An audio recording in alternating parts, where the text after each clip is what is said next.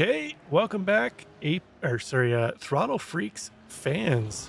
We've got 29 freaks on track for week number 3 of the fixed GT3 series. This week we head to the beautiful Circuit Algarve in Portimao, Portugal. I've got myself in the booth, Rob Campbell, Richard Swindells will be joining me for commentary. Rich, welcome to week 3 of the inaugural season here of Throttle Freaks. I know this is a track you don't have a whole lot of experience on. We are talking off camera about it, but I think it's probably one of the better tracks on iRacing, a newer track. It's got lots of elevation changes. It has seen some Formula One time too as well, so it's always nice to go to a track where we've got a lot of history as far as Formula One cars. That generally they got lots of room out there for our drivers to maneuver around, but we'll definitely be in. Got a couple great races in store here for us tonight. Fixed up first, open after this one, and I expect to see a whole lot of excitement. Yeah, the first 2 weeks provided lots of excitement for us, and I'd expect to see more of the same again tonight. We've got looks like about 29 cars out here tonight, and on this tricky track with, like you said, lots of elevation changes. It should make for some interesting racing, Rob. Yeah, let's take a quick look at the schedule that we have a moment. We've already been to Red Bull Ring and Watkins Glen. And right now, you can see week 3, round 3, we're at Circuit Algarve. Next week, we're going to head to Mugello, another former F1 track. It was actually used during COVID when they couldn't leave Europe for the most part due to restrictions. They actually went back to Mugello for a race that year. I'm not sure if it was 20 or 21. I can't remember off the top of my head. But then we head I love to that track. Road America, which is a great one. I know both of us love Road America for round 5. And we see Circuit of Americas in Coda, Road Atlanta after that. So we do a little bit of the tour around United States for a couple of great tracks. We head back to Le Mans, a world famous circuit, back to America for Sebring, and then we're going to round it up at Imola for round 10. Yeah, great schedule. It's going to be exciting. It should be a lot of fun this season. Yeah, we've got qualifying underway, 15-minute open qualifying. So all our drivers are on track together, putting in lap times. We got the 2 classes as usual, our GT3 Pro drivers, GT3 AM drivers. But while we got a minute here, Rich, let's take a look at the point standing so far. Let's start off with GT3 Pro. We've got David Bush III leading the way, 96 points. Got a healthy lead so far over Felix Feliz after 2 races. Jerry Keane in 3rd, 3 points up of Jay Steffi in 4th. Actually, Jay Steffi tied with Tyler Graff, so we had a tie for 4th place. Top 5, still fairly close from 2nd to 5th. As I mentioned, Bush the 3rd, a little bit of a gap out there up front. Colin McKenzie in 6th, Andrew Trickett 7th, Kyle Strikers in 8th. Brett Thurman currently sitting in 9th, tied with Seb Gochi at 32 points. And then quickly I'll scroll through the rest of the drivers there. We've seen a few of them haven't shown up yet to a race. I've seen Jordan Spoon in the session here, so he'll be making his inaugural appearance in the race here. And Herbert Pineda was our driver that got penalized after week 1. See him there, minus 50 points, and I believe he got a 1-race ban. So we'll see if he's back this evening. I haven't checked through to see if he's in the timing and scoring. Actually, I'll look at it. He is in there now, so he's back after his 1-week suspension. Hopefully he's learned his lesson, Rich. Yeah, that's rather unfortunate, but he's back now. Let's see what he can do. Yeah, let's take a look at our AM drivers. Rich, you want to go through our top AM drivers? Sure. In first place with 3-point lead is Jacob Fickner, followed in 2nd by Waldo Walden. We've got Josh Sheps just 1 point behind in 3rd, and then followed by Drew DeWeese in 4th.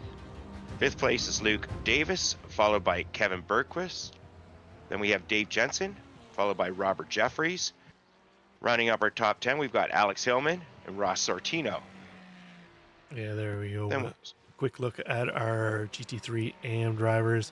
And we got one more category here, Rich. We've got some team battles out there. Let's take a look and see how our teams are shaping up. We've got Lunatic Racing up top with 86 points, and then was that about 13 points or so back to B&O Cardomania, followed by SGE Esports, and then SRTE Green In fourth place, Riot Motorsports in fifth, Parabola Midnight in sixth, Millennium Motorsports in seventh, Crikey Esports in eighth, SRTE Orange in ninth, and rounding out the top 10, we've got Cinnamon Stick Esports.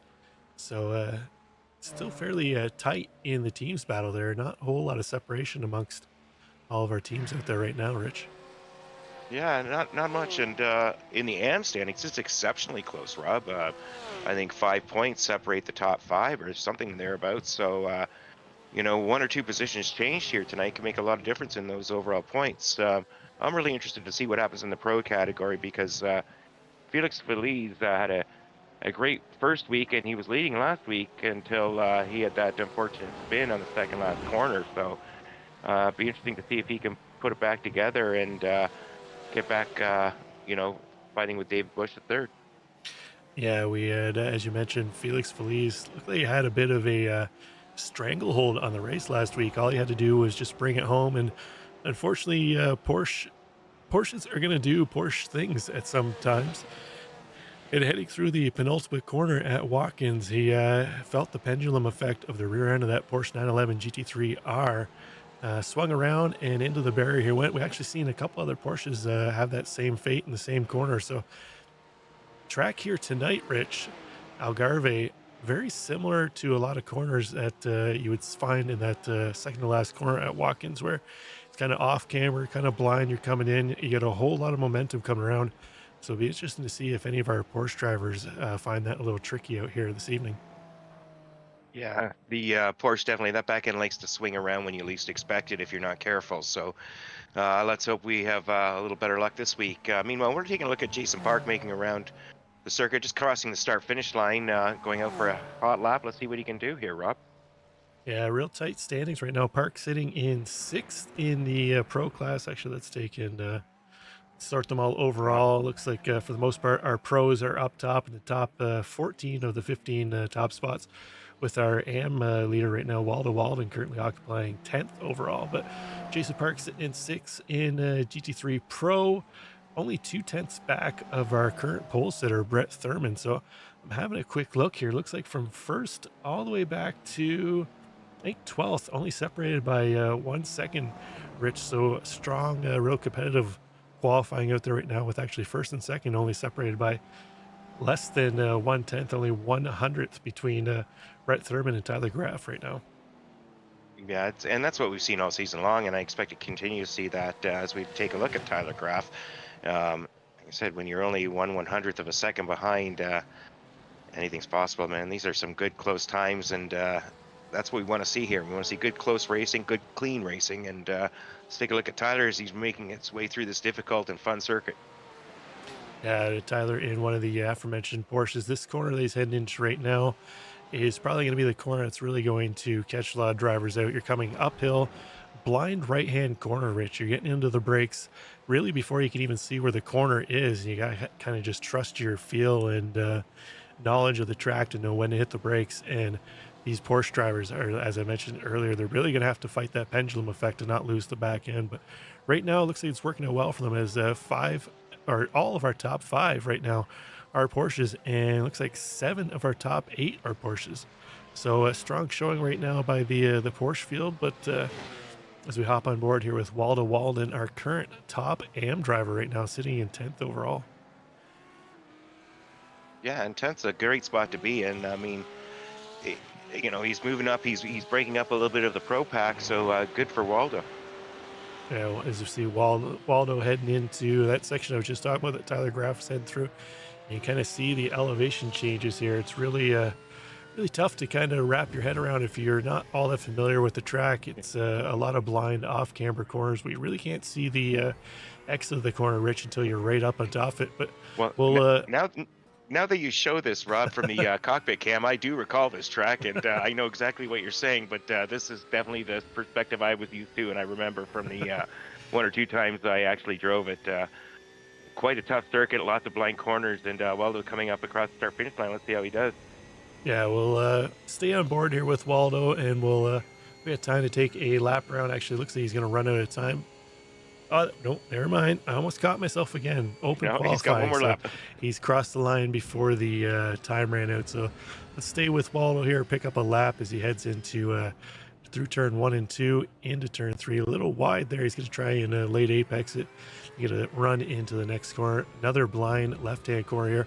Off camber. Very easy again to lose the back end of a Porsche through there.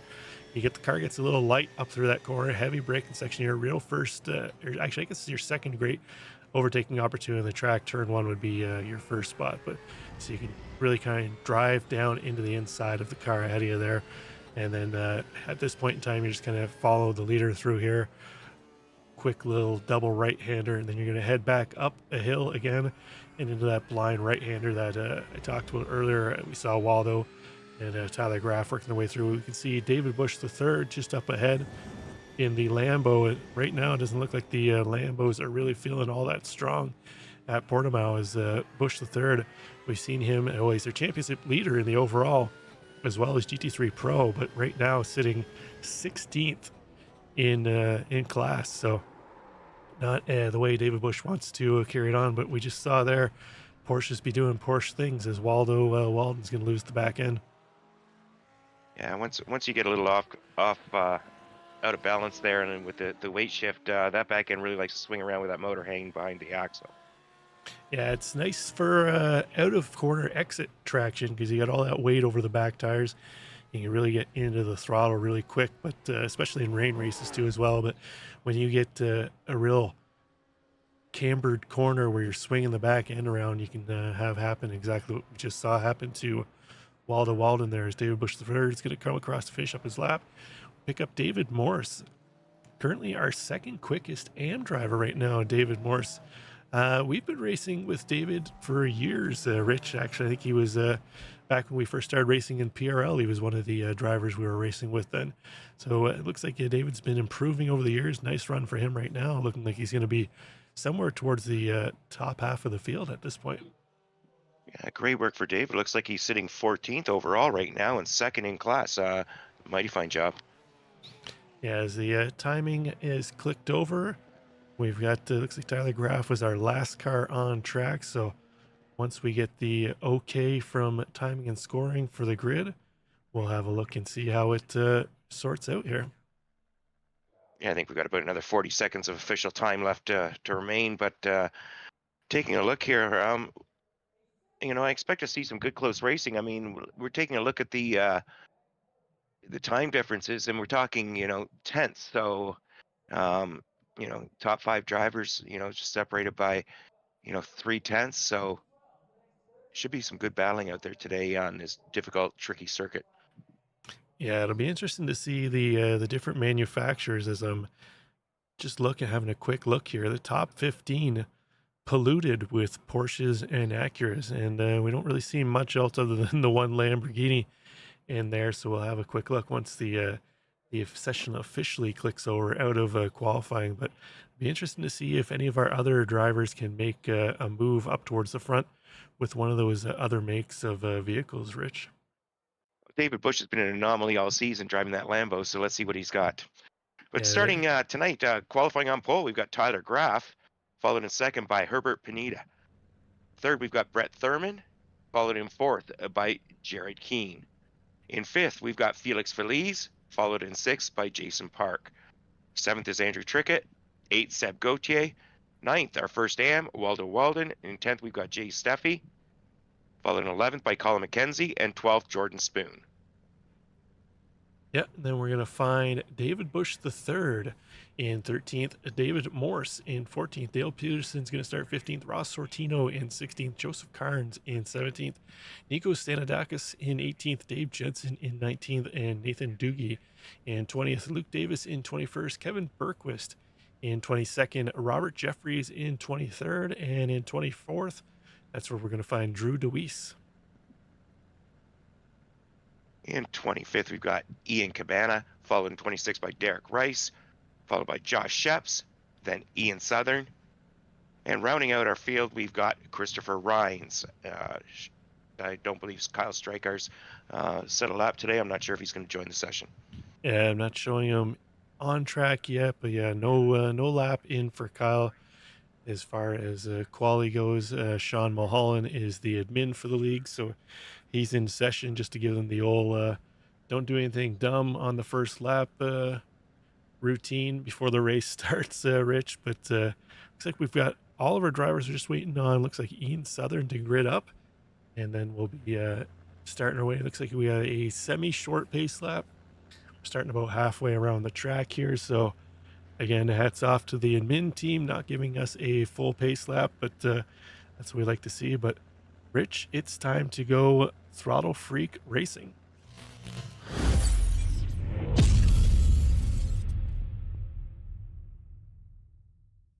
That's a little further down than we thought we'd see. Yeah, it's Ross Sortino in 15th, 16th place. It's our week one winner at Red Bull Ring. Unfortunately, he had a bit of an incident last week at Watkins Glen. Definitely not the way he wanted to show up for week number 2. So he'll be looking to try and chase back up to the front to be a bit of a factor in the AM standings of the championships for sure. So we got our quite as short Yep. pace lap as we're used to, but this should give them some time, ample time to get the tires warmed up. So they're going to want some warm tires as they head into turn 1, and we start getting some tough corners right away on this course, Rob. Yeah, they're heading up into the last couple of corners here now, so fairly short pace lap, but we got the Porsche pace car leading a army of Porsche 911 GT3 Rs out there tonight. So as I said, it'll be interesting to see how they fare out. It's a car that is going to be tricky around here. I suspect that as the race goes on, we might see the Acuras and possibly the Ferraris start to move their way up through the front as tire wear starts to come into play here, Rich. But they're heading into the second to last corner, I believe, here now. Or no, sorry, they're still heading down and up the hill. So still got a bit of a ways to go. It's a longer pace lap than what I thought it was, but into the second to last penultimate corner here. And then we'll be getting underway. Almost looks like a Porsche Cup race out there with the number of Porsches we got out front. It certainly does. It certainly does. But let's see if the Lambo's got anything, or maybe we might have an Acura making some moves tonight. Yeah, so far we've had Lamborghini and Ferrari winning the overall. So we've had Porsches up near the front, but none of them have been able to crack through for the win. As we mentioned, Felix Feliz looked like he was on pace to do it last week, but after that unfortunate incident for him, he wasn't able to do it. So let's see if Tyler Graff, Herbert Pineda, Brett Thurman, Jerry Keene, or Felix Feliz up front can make a charge here for the team Porsche for a win. So we're just waiting for the pace car to pull off. Should see him duck into the pits anytime soon. There he goes to the right. And now the field is under control of Tyler Graff. Taking a shot here from the front straight. And here we go. We're underway. Green, Rich at Algarve. Yeah, Tyler Graff making a move to the outside, getting a great jump. Going clean. We've got 2x2 going in behind him, but Tyler Graff taking control of this race. Yeah, an excellent jump for Graff there, getting out to a huge lead, 7/10 over Herbert Pineda early on. But you take a look, they're a little bit bottlenecked up in behind them, but so far so good, Rich. I'm not seeing anybody really off track with any issues, so nice to see so far. A little bumping and grinding there from Seb Gauthier, and it looks like Andrew Trickett, but they're both going to carry on. Yeah, that's well, as they're coming on, we thought they were going to go 3 wide there, but cooler heads prevailed. Everybody got on the brakes, and everybody's coming through clean. So far, all clean racing, Rob. Great start. Yeah, excellent. That's the way we like to see it. So right now, the field into single file order very quickly here, Rich.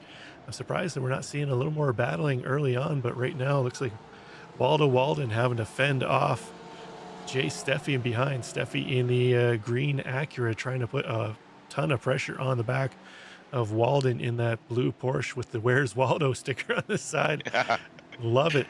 I think he might win paint of the day for that one there, Rich. But right now he's got a mirror full of Jay Steffi as Steffi trying to find a way around Walden early on here.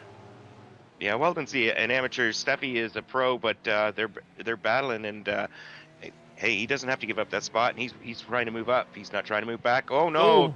Porsche doing Porsche things, and Jay Steffi taking advantage of that. Waldo going right to the back.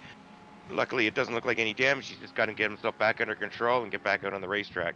And fortunate for Waldo Walden there, he was our lead AM driver, but tire's still a little cool on that back end of that Porsche, and unfortunately we saw what happened there for him.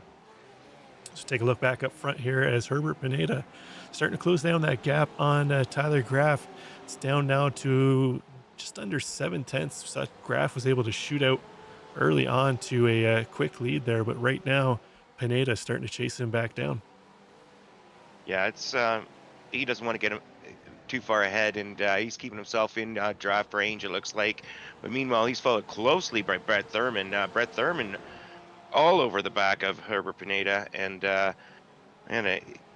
Herbert's got to be moving forward, or else Brett's going to try and take advantage of the situation. Yep. Meanwhile, Brett Thurman closing in, keeping all over the back of Herbert Pineda. They're both following closely, trying to get up on the back of Tyler Graff. Felix Feliz sitting in fourth. Got a nice train here. Brett using alternate lines, trying to close that advantage that Herbert Pineda seems to keep holding on to here. All that's doing, though, is allowing Tyler Graff to increase his lead. It looks like he's got a full second now back over Herbert Pineda, so a little less looking behind, a little more looking forward. Herbert Pineda's got to start making moves, or else Brett Thurman's going to take his chance and try for second place. Yeah, we were talking off air. Brett Thurman, again, another driver that we've raced with many times over the year, that we've seen him improve quite a bit. So nice to see Brett Thurman up front putting some pressure on, as you mentioned, Herbert Pineda for second spot. But while they battle, that's allowed Tyler Graff to open up that gap again, up to 1 second now over Herbert Pineda in second place. But looks like, Rich, I'm just having a look at timing and scoring here. We had mentioned that Ross Sortino, winner of race 1, didn't have a race 2 that he really wanted, but I'm seeing something's happened to Ross. Let's take a quick look at the replay here. Ross in the red Ferrari on the inside. Oh, looks like he's just going to come out and tag that McLaren. That might have been the McLaren of Xanadakis. Oh, man. Yeah, Nico Xanadakis is also in the pits, and let's take another look at here. It is Xanadakis in the orange McLaren. Oh, man, that was a violent impact. Luckily, it looks like nobody else got caught up in that one, Rich. Not the race either, one of those guys we're looking for. Meanwhile, we're going to go back up and follow some of the drivers in the mid-pack. We're looking at Jordan Spoon here. Jordan trying to close in on David Bush III, our winner from last week, the lead Lambo out on the pack. Jordan sitting in 11th overall right now, and everybody's just kind of spaced out a little bit at this stage of the race in this section. Yeah, Jordan Spoon, mentioned it earlier. We didn't see him in week 1, week 2.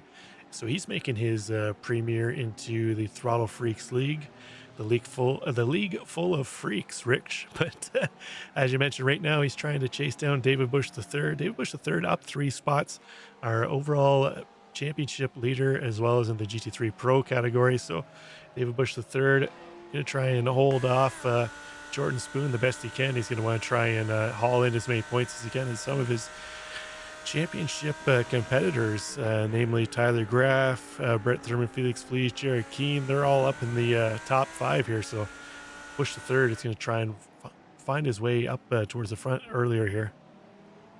Hey, can we maybe take a look? I think something might have happened to David Morse, who we were talking about earlier. David Morse, I am showing something for David here. Let's take a look at him.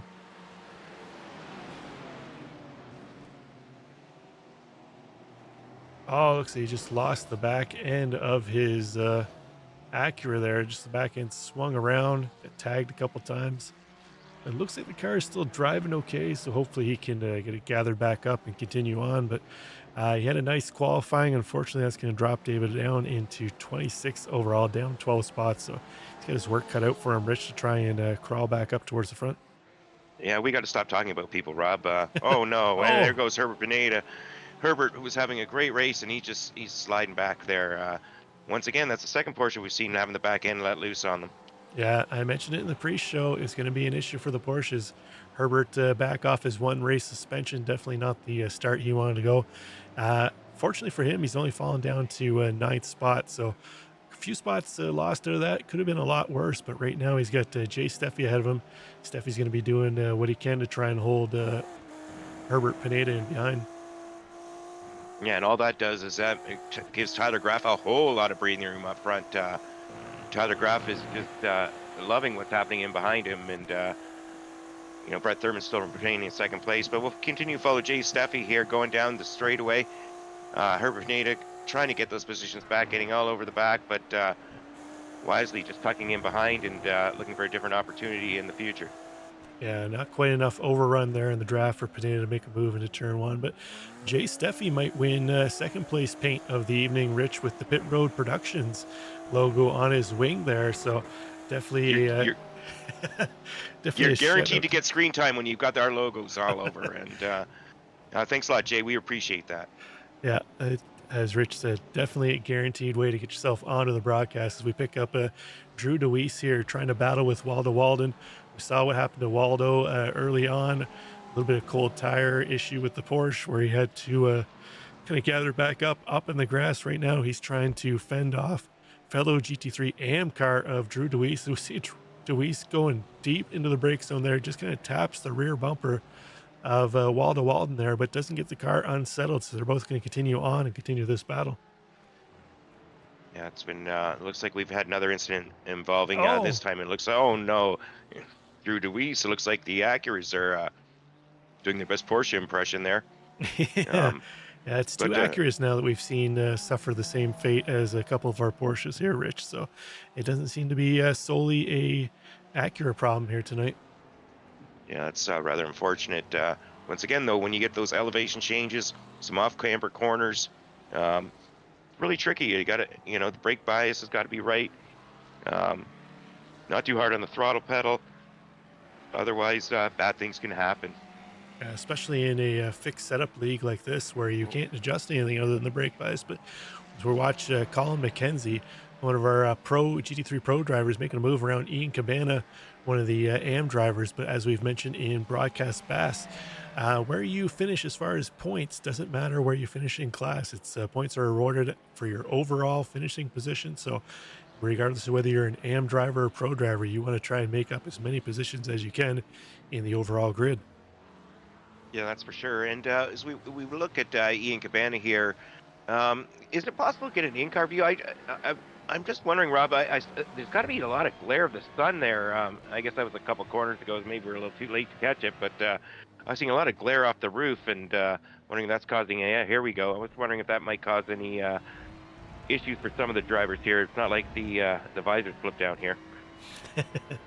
Yeah, I've raced all times of the day here at Portimao. It's generally pretty good, not like Sebring where you're driving directly into the sun on the last corner there, Sunset Corner or Sunset Bend, but shouldn't be a real issue here for the most part. They might get a little glare off the dash, but I think if I remember correctly, we're racing somewhere around midday, so the sun should be fairly high and not overly in the eyesight of the drivers. But we've got Jared Keane and Jason Park battling it out here. This is for fourth and fifth overall. Currently, Keane holding down fourth spot. He's got Jason Park behind him in fifth. Park has showed some speed. He was competitive in week one at Red Bull Ring until he had an unfortunate incident into turn one. But so far, he's showing again. He's got some pace here tonight. Rich up one spot into fifth, but right now Keane doing his best he can to try and hold him off as they're closing in on Felix Feliz up ahead. Now it's going to be a three-car battle for third spot. Yeah, it's Tyler Graff's kind of walking away here, but third, fourth, fifth, these guys are all battling hard, and whoa, thought there going to be a move there, but wisely backed out of, just showing him the nose, let him know he's there. Yeah, fill the mirrors, get them off their game, Rich, get them off the game. Well, that's why you never look back, Rob. Meanwhile, let's follow along with Jason Park. Jason Park was the one who was filling the mirrors of Jared Keane, and right now he's doing a great job of making himself very evident if you're looking behind you. Yeah, we're having a look back from Felix Feliz now as we can see the two cars of Keane and Park trying to chase him down. So this is a battle within class as well as in the top five of our overall standings here. So currently Feliz holding down third spot. Oh, he's going to go a little wide. Keen tries to dive it in late there, almost tags the back of Feliz's bumper. They're starting to reel in Brett Thurman up ahead.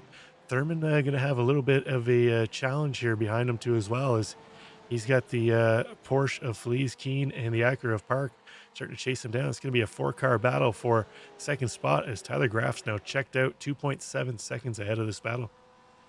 Yeah, well, fortunately for Brett Thurman, he's got Jared Keane, who is a teammate, sitting 2 cars behind him. So um, Jared's going to look and try and make that move and get ahead of Felix Feliz if he can, so the teammates can kind of control their destiny. Yeah, definitely some teamwork possibly at play here between Keen and Thurman, but they've also got to deal with Felix Feliz and Jason Parker are going to want to have nothing to do with the teamwork of Thurman and Keen out there. So I suspect as much as Thurman and Keen would like to try and work together, they still have to be mindful of those other two cars making a move around them, Rich. But take a look back here. Looks like we got a battle between Ian Cabana and Josh Sheps. Sheps in the green McLaren up ahead, Cabana in the blue Ferrari.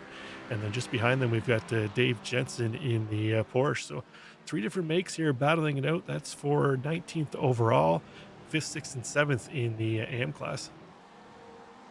Yeah, it's that's what we want to see. We want to see multiple manufacturers. Ian Cabana here having a good battle with Josh Sheps and followed closely by Dave Jensen, but getting up close, but going a little wide, trying on maybe a little alternate line, see if he can fill the mirrors, maybe get a better jump, but that did not work out. No, he's going to have to gather back up, Rich, and look for another opportunity to try and make that move. So see if he's able to gather it up, but let's take a little look through the field here as well. It's like Joseph Carnes leading around Nathan Doogie. Carnes in the black Corvette, kind of all flat, looks like an off camo type paint theme on that. He's got the Acura of Doogie in behind. Doogie, another one of the SRTE drivers. Joseph Carnes trying to hold him off. That's a battle for 13th overall. 2 different classes, but again, classes don't really matter when the points are handed out, but they're trying to work together to chase down Dale Peterson, who's 1.8 seconds up ahead of them. But right now, the Corvette of Carnes able to hold off the charge of Doogie in the Acura. Yeah, I like seeing Joseph Carnes out there in that Corvette. I think he may be the only one, and beautiful paint. I just love the look of that car. It may not be the top of the field, but it's looking good, and he's battling hard. Yeah, the old Corvette midlife crisis car. Looks like we got a few cars coming into the pits. Rich, we've got Luke Davis in. We've got Drew DeWeese in, and then it looks like Ross Sortino is still in there getting repairs done from earlier on. But looks like Luke Davis done his service and out, so he's going to try the undercut here this evening. We'll have to keep an eye on, see how that plays out. We haven't had too many drivers really try the undercut in the first couple races. Interesting to see how it works out here, Rich, with this short little 35-minute race. Yeah, I'm not really a big fan of the undercut, but if you're stuck in traffic and you think you got better pace, then sometimes it's the smart play. Meanwhile, we're looking at Seb Gauthier in the SRTE black car, followed closely behind Seb. We got Jay Steffi and Herbert Pineda right behind him. So nice battling. We've got 3 cars here, nice and reasonably close. Everybody's just trying to close those gaps up, trying to make moves where they can at this stage. Yeah, Pineda was our second place car on the grid. Had that spin earlier on, fell back to 9th, still trying to work his way back up towards the front of the field. Unfortunately, when you have a wreck at the front of the field and you fall back only 6 or 7 spots, that still puts you in the meat and potatoes of the fast cars out there, Rich. And we're seeing that Pineda so far not able to run his way back up towards the front, as he's got to deal with Jay Steffi up ahead in the Acura. Yeah, nobody's going to just move over and let you by. You've got to earn every foot or every meter of track space out here. And Herbert Pineda, once again, trying to make that recovery drive, but Jay Steffi is holding on tight and not letting him get close. I think, to be honest with you, Jay Steffi's looking more ahead at Seb Gauthier than he is behind right now at this stage. Yeah, Steffi's starting to put some pressure on the back of Gauthier. Gauthier definitely going to have a couple mirrors full of that Acura in behind. So Steffi making a charge up towards the front, up 2 spots from where he qualified on the day. Let's take a look and see who is our hard charger right now. Looks like Derek Rice up 9 spots on the day. He's got himself into fourth in the M class, which also puts him 17th overall in the Moonlight Speed car. So nice run for him right now. He's got Colin McKenzie in the Acura in behind. Colin down 7 spots. I'm not sure what happened to Colin early on. I didn't see anything flagged, but I did have to restart timing and scoring. So anything that happened at the very start of the race, we didn't get notified on as far as incidents, but something happened to Colin down 7 spots, trying to recharge his way up through the front of the field. Meanwhile, we're going back. Oh, we got more people coming in the pits. Brett Thurman, our second place driver, coming in for an early pit stop, trying to, I guess, take some of the heat off that we were starting to feel. Yeah, I wonder if he's feeling some pressure, Rich, and decided that I'm going to pop in. Looks like Herb Pineda going to follow him into as well. So we'll see how that plays out. They might be able to get linked up together and draft with each other and work their way back up through the grid. But Felix Feliz still trying to hold off Jared Keane and Jason Park as a battle for second spot continues on, and it's still let Tyler Graff open up 4.5 seconds over these guys. So I had saw in the chat and Discord, I popped in to just kind of have a look and see what guys were chatting about this week. The fixed series was a little more active than the open series, but Tyler Graff looked like he had put in a ton of laps this week in preparation. So not real surprising to see him out front. He's definitely put in the work this week to learn the track and get quick, and it's showing at this point. Yeah, practice makes perfect. And regarding Colin, it looks like he had an early crash, and that's what caused him to fall down so far. Makes sense. That makes perfect sense, Rich. So we got a battle here. Waldo Walden now putting some pressure on Josh Sheps. Walden still trying to recover from his early spin, down 10 spots, but he's picked up a few more spots through the pit cycle. Right now, the McLaren of Sheps trying to make that already wide McLaren even wider to try and hold off the charging Waldo Walden. That's a battle in class as well as for 18th overall. Yeah, they're about 3/4 of the way through this lap and trying a little different line, getting a different exit, and we've seen Waldo try that a couple of times, and he seemed to get a good jump actually, and closing up tight on this corner, but just not enough to get by Sheps just now. Yeah, trying to keep a steady pressure on the back of Sheps, but right now Sheps doing well to hold him off. See if he's able to continue that on, but right now it's working out for him. So jump back a little here closer to the front. We've got Robert Jeffries coming down here. Robert third in class in the AM class. Sorry, not up to the front. We're into the mid pack. Robert sitting 14th overall, doing a great job holding third place right now in AM. Yeah, Robert in one of the, I believe that's a B&O Cardomania car. I was trying to read the logo on the side to see if it matched up with what we were showing on his driver details. But yeah, he's got the McLaren Acura of Derek Rice and Colin McKenzie in behind him. So Robert Jeffrey is going to be under some pressure here in class and as well as overall quickly. But as you mentioned, currently sitting third in GT3 AM. So nice run for him, up 9 spots from where he qualified. He's got Kevin Berquist not too far up ahead of him. Berquist in one of the Crikey Esports car. He's trying to pull away from Jeffries, all the while trying to chase down Joseph Carnes up ahead. Carnes in that all black, I was going to say Mustang for a second there, all black Corvette. Oh. Don't say that, Rob. The arch nemesis of the Corvette. Currently, Carnes trying to chase down Nathan Doogie up ahead. Doogie now our top our top AM driver right now in 11th overall, first in the AM class. So nice run for Doogie as it stands up 9 spots, but we've yet to see him come in for service. Is he going to run a little wide through the last corner? Had to kind of gather it up. The front end was twitching a little bit, so we'll see if he pops into the pits this time by or keeps going. So he's going to go around for another lap and continue on. Yeah, the Acuras are doing a good job so far tonight. And meanwhile, we've got Jared Keane coming into the pits. Keane and do we see are people taking tires here, Rob? Am I missing something looks here? like Seb Goche might be taking tires up on the jack stands, but I'll have to take a look at his overall pit stop time as it stands right now. As Keane's service is done, and he's heading back out. And it looks like Berquist as well, but Goche still in the pit stall. So I'm going to say yes, he took tires most likely, Rich. Oh, that's that's going to hurt. And I'm guessing that was a mistake. Meanwhile, back on track, we're back to Andrew Trickett sitting fourth overall in another of those or in that Beano Cartomania car. Quite the wild paint scheme on that vehicle there, Rob.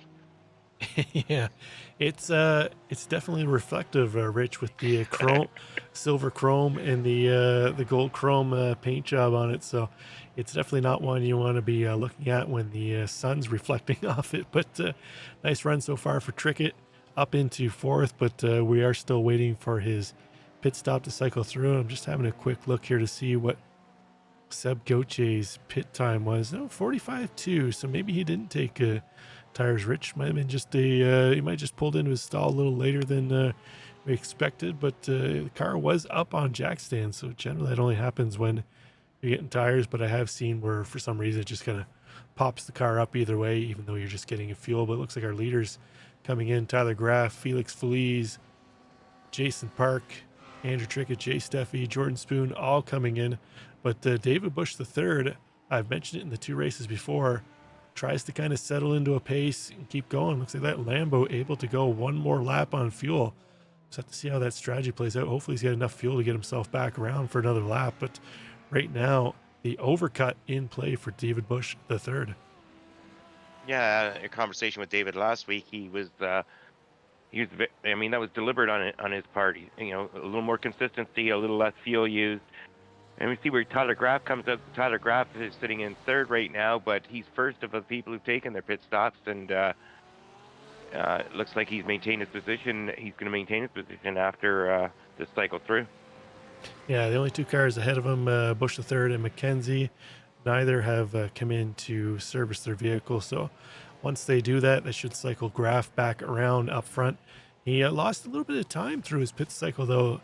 His gap was about 4.5, almost 5 seconds heading into the pits. Felix Feliz has come out 3.6 seconds back of Graff now. So a little shorter pit stop, a little longer pit stop for Graff, shorter for Feliz, but I'm looking at almost 9/10 of a second quicker for Feliz. So that explains where that seconds went on the timing and scoring. So not sure if Feliz was able to save a little bit of fuel or if he just kind of under-fueled, but we'll have to see how it plays out. We've got just over 10 minutes to go in this one, Rich, so we'll find out who's taking enough, who's not taking enough here in a matter of moments. Yeah, we've only got about 6 laps or so remaining. So, and here comes David Bush. David Bush coming in, looks like, to probably finish off the pit cycle. The only person I see who hasn't is Colin McKenzie behind him. So let's see where David Bush cycles out here. Meanwhile, back up, we've got Tyler Graff, who should take over the lead once he crosses the start-finish line here. Yeah, Graff out of the final corner. He's going to come across to finish up lap number 15. Bush III still in his pit stall, so that's going to prompt Graff back up into P1. There we go. Feliz by, Thurman by. Bush III still in pit cycle. He's exiting now. Trickett's going to get by. I'm not sure if Pineda is going to get by. Looks like Pineda, Gauthier. Pineda getting by, Gauthier getting by. So Bush is going to come back out in 7th. So it looks like it worked for him, Rich. He's picked up a number of spots. He's been working up through the race as it went along to burn himself up towards the front. We didn't see the greatest qualifying out of him, a little farther back in the pack to start. But our championship leader has got himself up into 7th now, only 3.5 seconds back of Seb Gauthier up ahead. Yeah, he's been consistent at minimizing time on pit road compared to others this season. So once again, he's there. But back up near the front here, we got Brett Thurman sitting in 3rd place now. Brett following Felix Feliz, who got by. Felix making a little bit of a faster pit and getting that position on Brett. Brett losing 2nd. Let's see how he can do here fighting back. Yeah, Thurman caught up quickly to the back of Feliz. So see what kind of pressure that Thurman can put on Feliz here as this battle for 2nd overall, as well as 2nd in the pro class. Feliz, as we mentioned, was leading a majority of the race last week.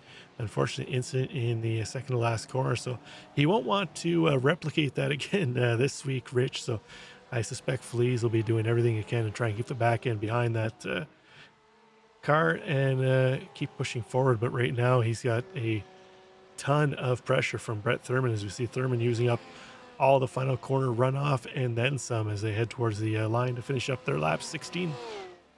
Yeah, finishing up lap 16 here. Our top six cars on tonight are Porsches, Rob. So Porsches, Porsche, until we get to the Lambo of David Busch III. Yeah, yeah. David Busch III, our highest ranked non-Porsche right now, in 7th spot, and then we got a foursome of Acuras in behind, so they could actually get together and go out to the golf course, Rich, and not have to be paired with any random single out there. But as looks like something might have happened to Drew DeWeese not too long ago. Let's take a quick look here. Exiting out of pit road, I think he might have actually just pulled over and stopped as the leaders were coming up through. Let's see here. I think I caught him as we were watching Thurman and Feliz come through. Yeah, looks like he just pulls off, slows, lets the leaders through. Nicely done by Drew to not get involved in any battle into turn one. Yeah, I'm sure the leaders appreciate that. Thanks a lot, Drew. Meanwhile, back up with Brett Thurman. Brett falling a little back behind Felix Feliz now. Felix has gapped him a little bit. Looks like about 0.6 of a second or 0.7 of a second ahead. And Felix, once he got by him, looks like he's wanting to put some distance between him and Brett Thurman in third. Meanwhile, Tyler Graff opening up his gap to 4.7 seconds. Tyler is on it tonight, Rob.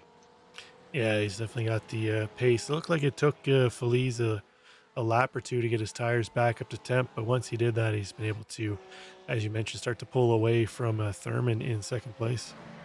We've got a little battle shaping up back here. Joseph Carnes has been caught by Colin McKenzie and Kevin Berquist, so that's a battle for 12th spot just outside of the top 10.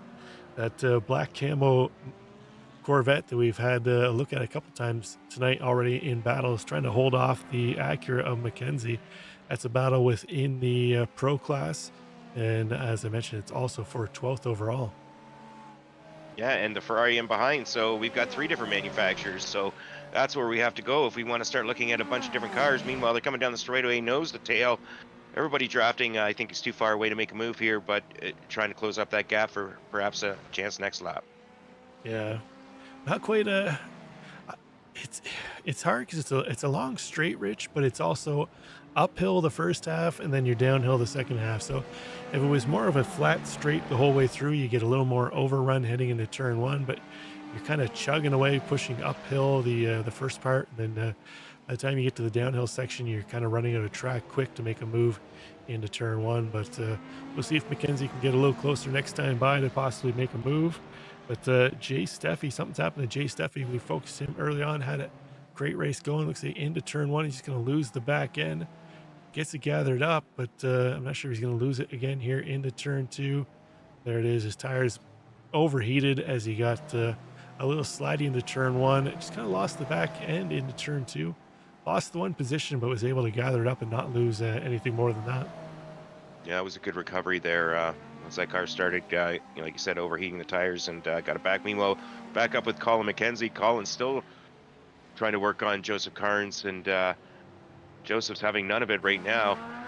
Got a bunch of cars up ahead of them, though, and things are going to get a little bit tighter. We've got Doogie and then lap car Brian's up ahead, further ahead. Yeah, it looks like they just got around another lap car of, I'm not sure if that was DeWeese they just got by or not, but pulled off to the side, let them through. Again, nice to see that guys aren't inserting themselves into battles here. But speaking of battles, we got Waldo Walden caught up to the back of Dave Jensen. That's a battle for 17th place overall. Looks like Waldo tucked in tight in the back bumper. We'll see if he makes a move into turn one. He's definitely got the draft to do it, but he's going to want to pull out. But Jensen's going to go defensive. They keep Walden to the outside. Walden's going to try the crossover. Doesn't quite get the crossover moved done there. Looked like he had to actually bail on it, get a little harder on the brakes than he planned. The car had to back off a little bit. Saw the front end of that nose kind of dip down, and that suggests that Waldo a little heavier into the brakes than he was planning. I think we'll make the move, but Jensen doing well to defend that at the moment. Yeah, I think that move by Jensen caught him a little off guard and just put him a little bit off the braking spot where he wanted to be. Meanwhile, in following him behind them, we've got Jason Park trying to catch up and make some moves themselves. So 3 cars here all fighting for that one spot on the track.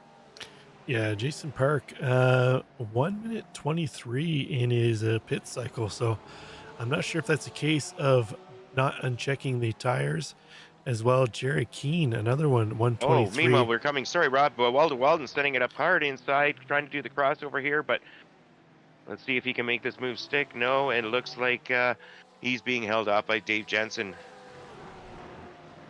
Yeah, Jensen doing well to hold off the charge of Walden. But as I was mentioning, Park and Keene, who we saw battling up in the top five, 1 minute 23 pit stops for the two of them.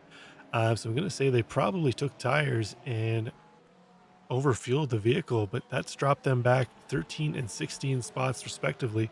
Not the race they wanted to have. Is Keen definitely a player in the pro championship standings that we saw earlier on, and Park, as I mentioned, was a strong contender in week one. So not the race that those two drivers wanted to have here tonight.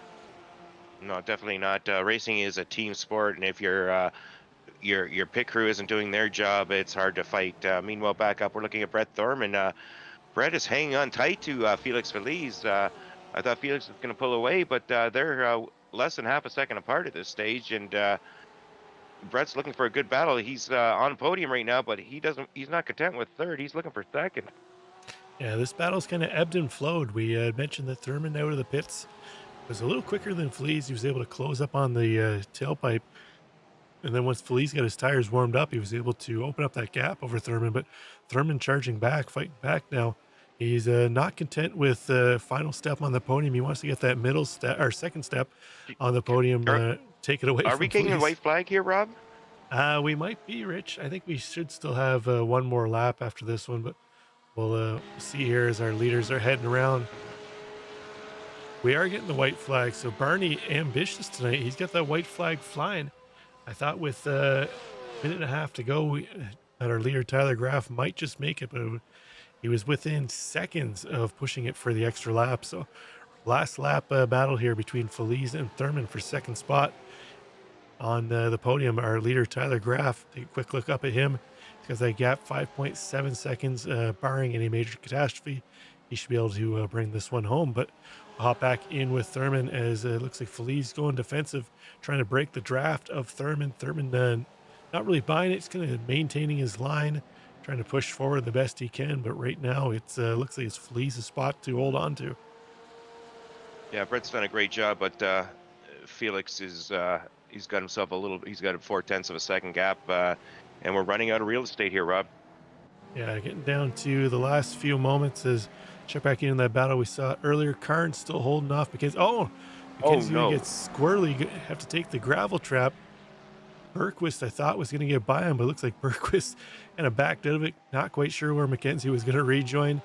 Better safe than sorry, but we'll hop back up in this battle for P2 as it rages on. A couple more corners to go. We're heading up the hill into the third to last corner. Two more corners to go in this one, Rich, and it'll be all she wrote. But Thurman tries to dive up the inside. Feliz going to cover that off, but we pick up our leader, Tyler Graff, as he's heading to the line. He's going to take round number 3 of the Throttle Freaks Fixed GT3 series as he's giving us the razzle dazzle across the line. Feliz is going to hold off Thurman for second spot.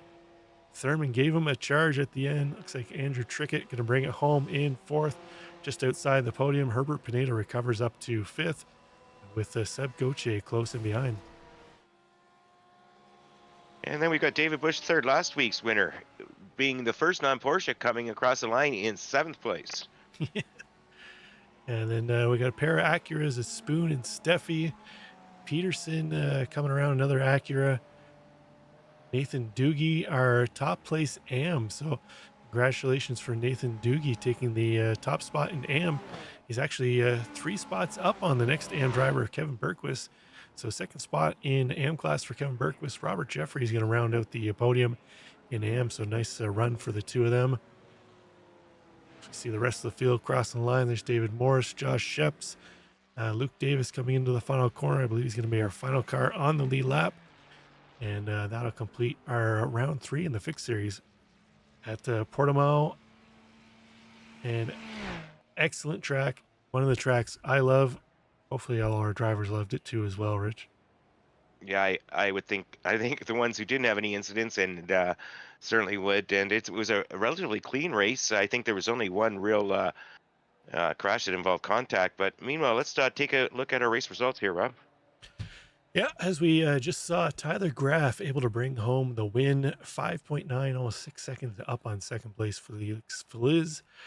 Felix comes home second, Brett Thurman in third, Andrew Trickett just outside the podium in fourth, Herbert Pineda in fifth, Seb Gauthier sixth, David Bush the third in seventh, Jordan Spoon in eighth, Jay Steffi in ninth, Dale Peterson in 10th. We find our AM winner, Nathan Doogie, in 11th. Joseph Carnes in 12th, Colin McKenzie 13th, Kevin Berquist 14th, Robert Jeffries brings it home 15th, Derek Rice in 16th, Dave Jensen in 17th, Waldo Walden 18th, Jason Park in 19th, and Jared Keene rounds out the top 20. Yeah, in 21st place we have David Morse, followed in 22nd by Josh Sheps. Then we had Luke Davis, followed by Ian Cabana. Drew DeWeese rounds up our drivers who were one lap down. Then we had Christopher Ryan's 2 laps down, and then we had the rest of the guys who had early incidents: Nikos Xanadakis, Ross Ortino, and Ian Southern didn't start. It looks like. Yeah, as far as attrition went, Rich, all but looks like all but four of our drivers, three of our drivers actually finished the race. Looks like we got a couple cars one lap down, but they did finish the race. So nice to see that it wasn't a real eventful race as far as wrecks and our drivers being able to get to the end. But looks like we've got a few drivers in our interview booth, and looks like we got Tyler Graff in here. Rich, why don't you have a chat with Tyler and see how his race went? Hey, congratulations, Tyler. Yeah, thank you. It was I don't know, that was kind of a new thing to me. Usually these ones you're fighting tooth and nail the whole time, and I don't know, it's a little different, just being able to control the race like that. So that's definitely some good experience to put in the back pocket. But yeah, I'm just excited. I was wrong last week. I had never touched this racetrack, so I just kind of binge practiced last night, and here we are. Well, we had heard rumors and seen rumors that you had done a lot of practicing in the last day, so it looks like it all paid off. You basically led that thing from start to finish, and you didn't even have to look in your mirrors. How'd it go for you, and how'd you learn it so quickly? I don't know. These tracks with a lot of elevation change and a lot of blind corners just seem to work well with me. I'm not sure why. There's a couple other tracks that we've run to where I was brand new at it, and I hopped in and I just was close to on pace. I forget what the other track I'm thinking of specifically is called, but yeah, I don't know. I think this kind of racetrack's just what I'm the best at, and I was able to take advantage of it. Well, congratulations once again. Anybody you'd like to thank or give a shout out to?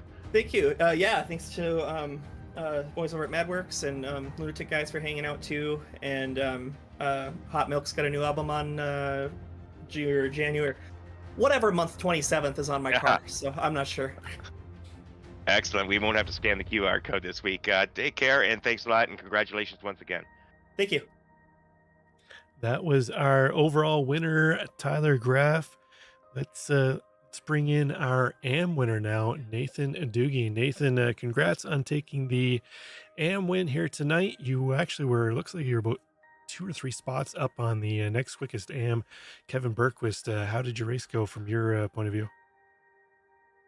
Honestly, from the very beginning, I was just driving to survive, just trying to manage my tires until I got to the pit stop. We've been doing a lot of practice this week trying to find the best tire strategy, and I don't know, I just tried to keep it as cool as I could. Near the beginning, it wasn't as cool as I wanted it to be, and then near the end, I just gave it all I had. Definitely, it showed that you put in a fair bit of practice. We saw a lot of cars, namely the Acuras and the Porsches, really struggling with a little pendulum effect and losing the back end to a lot of the corners. Did you find that you were losing the back end of your Acura at all? Did you have something you have to be mindful of as you were breaking into some of these higher speed corners? Yeah, there's definitely a lot of curbs on this track. I think that just completely unsettle the car. But as long as you know which ones you can and can't take, it'll work out for you. And in the end, you just have to drive it, right? Yeah, well said. Before we let you go, Nathan, anybody you want to give a shout out to here?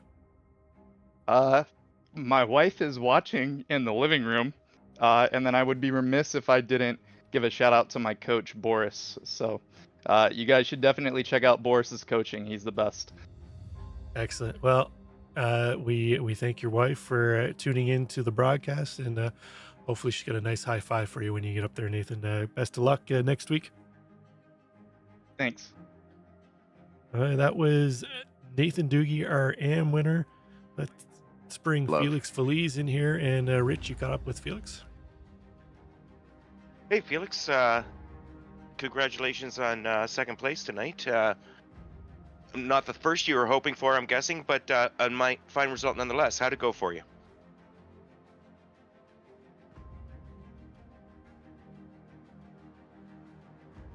Felix, can you hear me?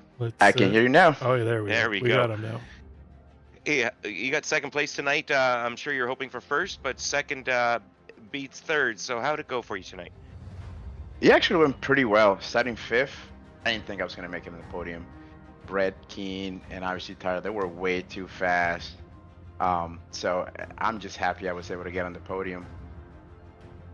Well, congratulations. Last week was a little difficult one for you. It's nice to see you get back up there and fighting hard. Tough race. You and Brett Thurman had some good battles. How did he give you everything you could handle tonight? I mean, I don't know if you guys noticed the last corner. I wasn't really defensive because my tires were shot. I had nothing on the last lap. I was just holding on for my dear life. Yeah, you did a good job, and congratulations. Anybody you'd like to thank or give a shout out to? Yeah, my team, SGE, Buck, Waldo, and some of my friends up north, G Money, and my wife, of course. She allows me to play. Hey, well, you got to thank the wife, and congratulations. We look forward to seeing you next week. All right, man.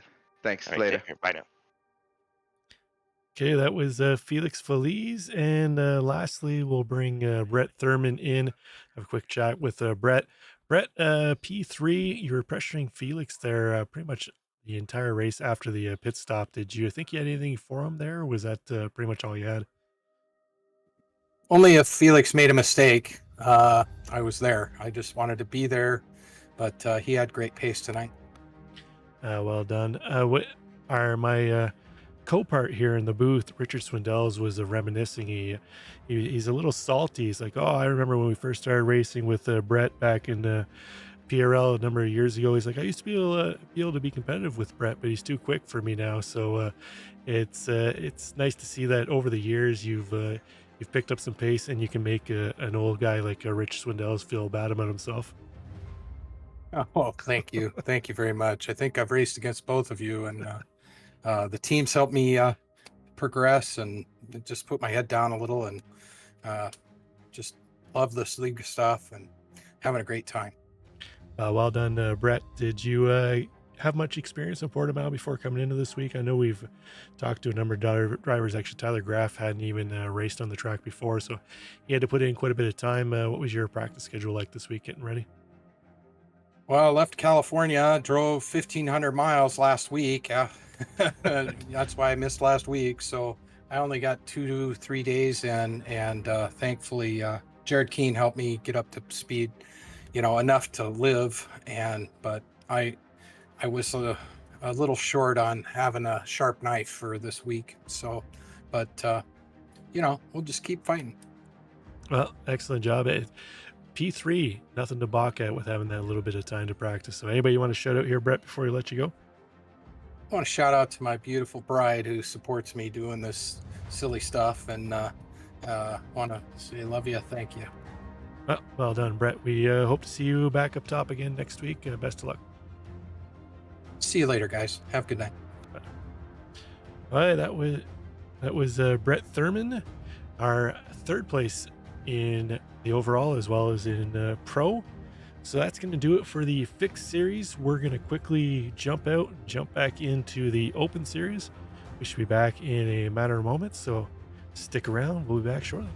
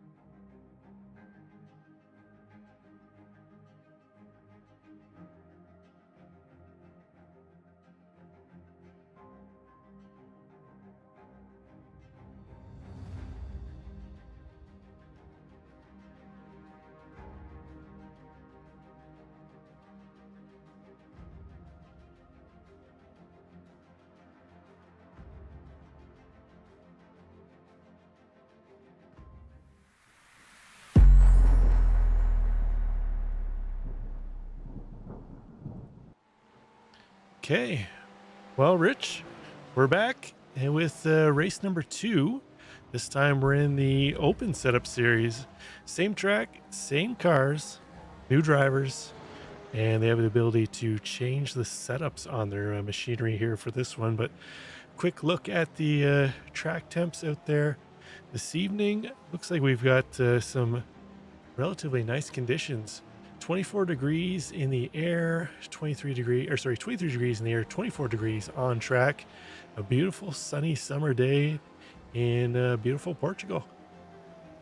Yeah, looking forward to an exciting race here. Looks like we've got 22 drivers out qualifying right now. They're just coming up to finish their last lap, it looks like, Rob, and looks like somebody pulling off there. But meanwhile, we got Corey Sturcone doing his last lap here, trying to improve on 6th place in the AM division. Yeah, Sturcone, one of our top drivers in AM so far. We'll take a look at the championship standings here shortly, as we just got a minute or two of qualifying left. We'll have a look at that. Right now we're picking up Jim Feliz, currently sitting in 6th spot right now, so strong showing by Feliz in the Acura. Just having a look. Looks like we've got one of our AM drivers, Matt Stadnik. Hold on, he's not a AM driver. I'm getting teased here. I know he is one of our AM drivers. Our AM driver Matt Matt Stadnik sitting up top of pole right now. So strong showing by him, leading David Mendonça in 2nd and Oliver Rodriguez Santos in 3rd. I'm actually surprised to see Nenea Tavares and Fernando Jaquez in 10th and 11th right now, Rich. Those two have been our they've been our runaway leaders the 2 rounds that we've had so far. So interesting to see how qualifying is shaping out right now. Yeah, and I think we saw a little bit of that in the fixed series as well, as the drivers you expect to be right up front where they've been all season just aren't able to negotiate this track the way you expect to. I wonder if that's just a little bit of unfamiliarity, not having driven here as much as the other tracks. It is a newer track to the service, although it's been around for, I want to say, the better part of a year and a half now. So I'm actually still surprised that a lot of our drivers are still fairly new to the track. It's one that comes up fairly often in the GT3 series as well as the IMSA series. So it's still kind of surprising, but that, as you mentioned, that might be what we're seeing playing out here, as some drivers still very unfamiliar with Portimao. But I suspect a couple real strong drivers like Tavares and Jaquez, they should be able to find their way up towards the front fairly quickly. But right now, Stadnik and Mendonça and Rodriguez Santos looks like they're going to be strong, stiff competition up front for them to try and get through. Yeah, it may just not be a track that suits the Ferraris. So right now, once again, we've got Porsches 1 and 2, followed by a couple of Acuras. Yeah, Porsche Acura is kind of littering the top 10 with our first non-Porsche Acura in 10th and 11th, which is the 2 Ferraris, as you mentioned, of Tavares and Jaquez. So it'll be interesting to see how it plays out, but qualifying just getting finished up there. We'll be waiting for that to click over. But before we do, Rich, let's take a quick look here at the championship standings. Why don't you talk us through the pro standings? Yeah, in the pro division, first place right now, we've got Nene Tavares, followed by teammate Fernando Jaquez. Then we have Owan Malagon, followed by Gonzalo Cortez. 5th place, Emmett Lindquist, followed by in 6th by Kevin Simpson. Then we have David Mendonça, followed by Jim Feliz. In 9th, Joshua Spears, followed in 10th by Oliver Rodriguez. Yeah, it looks like Rodriguez Santos actually making his first appearance tonight in the season, so he'll be starting from scratch there, Rich, Rich, and making his way up through the standings here. As we pick up the AM side of things, Corey Sturcone leading the way, 94 points, 20 points over his SRTE teammate, but in a competing team of green versus black. Joey Costello in 2nd with the 74 points, 4 points up on William Fenson in 3rd.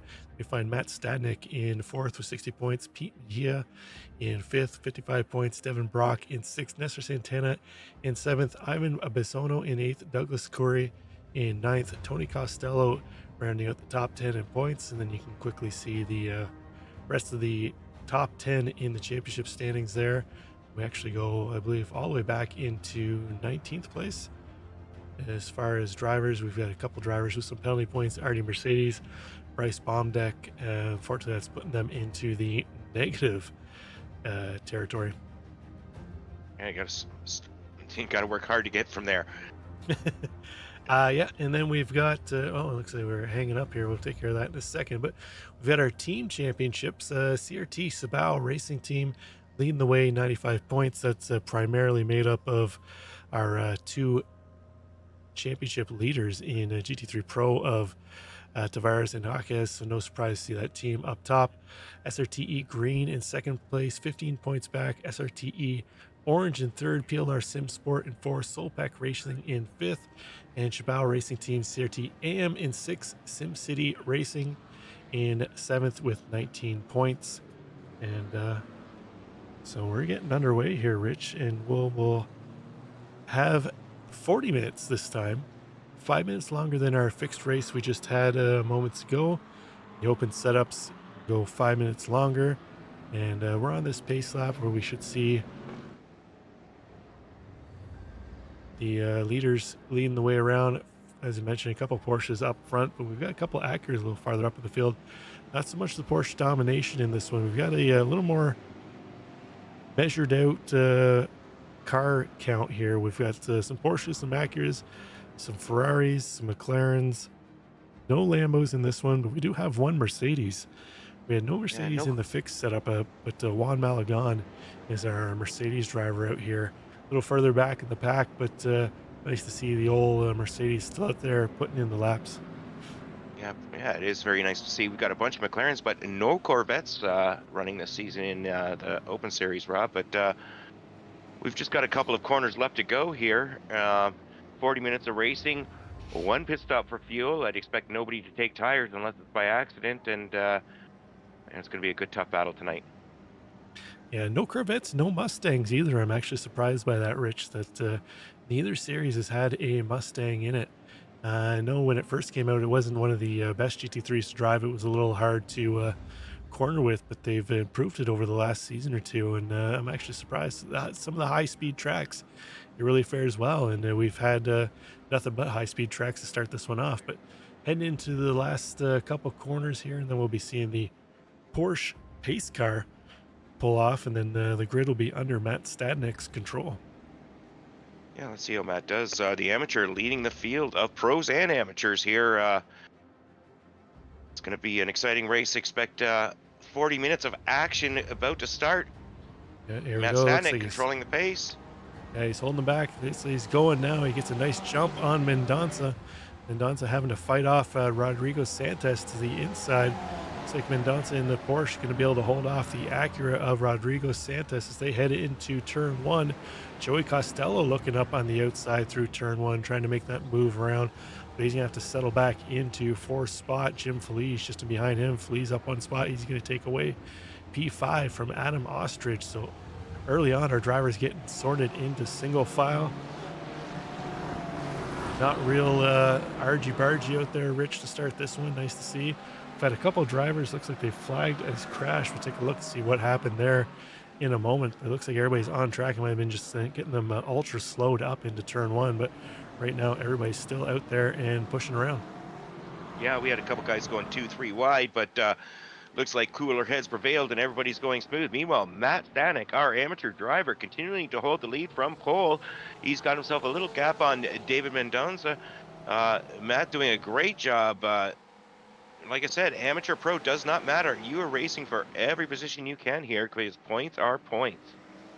Yeah, every point matters, but right now, Stadnick, as you mentioned, doing well to hold off the charging Porsche of Mendonça in behind. Rodrigo Santos just in behind them. He's still trying to hold off Joey Costello. Costello with teammate Jim Felice in behind. So a bunch of SRTE cars up front right now. We've got three of them in the top five. So strong showing right now for the SRTE teams. That'll do well if they can hold on to those positions in that team championship. As we saw, they're about 15 points back of the CRT team, which is Fernando Jaquez, Nene Tavares, and I believe Juan Malagon. If if I remember correctly, it was 3 drivers, but Tavares up 3 spots right now into 7th. So we talked about his qualifying, probably not exactly what he was looking for, but he's found some pace early on, moved himself up into 7th place. Yeah, Tavares doing having a great start to this race, and the Ferraris, not well represented up the front, and it looks like Tavares has got that car working now. Maybe didn't have the qualifying pace, but qualifying pace is one thing. Being able to have the race pace and race craft is really what matters here. Yeah, exactly. As you see him trying to put some pressure on the car of Adam Ostrich up ahead. Ostrich doing the best he can to make that Porsche as wide as possible to hold off Tavares, but Tavares putting a whole lot of pressure, not ready to let him go, but Ostrich gonna have to find a little more pace. I suspect Tavares, as the race goes on, is gonna find a quicker and quicker way to get around the track here. As Ostrich goes a little wide, Tavares gonna keep that pressure on him. As not too far behind Tavares, we got Kevin Simpson. Simpson, another one of our pro drivers. I expected to see a little further up in the towards the front. I believe he had a bit of an incident last week in the bus stop at Watkins Glen. The car kind of got caught up in that massive pileup we had, so he'll be looking for a better performance this week than what he had last week at Watkins Glen. Yeah, Kevin had some bad luck last week, but he's in good position right now, 8th overall, but 5th in class. We've got a sprinkling of amateurs up ahead, and amateurs holding their own here at Algarve tonight. Yeah, nice to see as well. Looks like Rodrigo Sanchez going way to the inside, trying to break the draft of Joey Costello behind, but Costello's still getting a run on the inside. Santos going to come across back to clear that off, but 3 Acuras battling it out for final spot on the podium in the overall standings, but 2 of them being pros sandwiched in between a couple of amateur drivers here. But up front, Matt Stadnik still leading the way. He's opened up a bit of a gap over Mendonça now, almost up to his second at 9/10. So Stadnik putting in some quick times. He's showing that his pole position was no fluke. He has the outright race pace here as well, Rich, to stay up front. Yeah, Matt's doing a great job tonight, holding off David Mendonça, who's shown us that he's had great pace all season long so far. So kudos to Matt, and I think we might have to take some credit for that, Rob, for finally getting his name right last week. So Matt doing a great job in the SRTE orange car. Yeah, well done by him so far. But let's pop back a little further here as we got a battle going on. Looks like we got 1, 2, 3, 4, 5, 6 cars possibly battling it out for this pack. Looks like it actually goes all the way from Adam Ostrich back to Josh Spears, Emmett Lindquist. It looks like actually Fernando Jaques is the tail end car in this. What is that? We got 1, 2, 3, 4, 5, 6, 7, 8 cars in this battle for a 6th spot, Rich. So early on, nobody really able to open up a gap and to kind of pull away in this pack, as we see Fernando Jaques trying to look inside Emmett Lindquist. Lindquist able to hold him off right now. That's a battle between Solpec racing car and the CRT Chabao car. A couple of teams battling it out in the team championship, so neither one will really want to lose that position at any points to the other team. Yeah, unlike some of the other tracks here, I may be wrong, Rob, but it seems to not be one of those tracks where you're going to draft and make a move at the end of the straightaway. You've got to really send it into a corner hard to make a move or hope for a mistake from the other person. You've got to force a pass, as we see, Emmett Lindquist, Fernando Jaques all over the back of him there, but avoiding contact, but just letting him know he's there. And these guys are battling hard, Rob, at this stage of the race. Yeah, it's as you mentioned, it's a lot of heavy braking zones, Rich, where, as you mentioned, really you have to commit to trying to make a move and really dive it up on the inside. But just ahead of Lindquist, looks like Josh Spears has found Blake Ziti up ahead. That's an inter-class battle, but Spears, one of our pro drivers, trying to put some pressure on Ziti, trying to take over 9th spot. That's the battle for the final 2 spots in the top 10. Ziti holding on to 9th as it stands right now, but feeling a lot of pressure from Josh Spears in that SimCity Racing Porsche in behind. Yeah, he's getting all over the back end of the race box car here, and Blake doing his best to hold off, and so far doing a good job. Josh Spears getting all over, but meanwhile, Josh making that, when you try and make a move and you don't get it, that just leaves opportunity for people in behind you, and Emmett Lindquist wanting to take advantage of some missed opportunities there.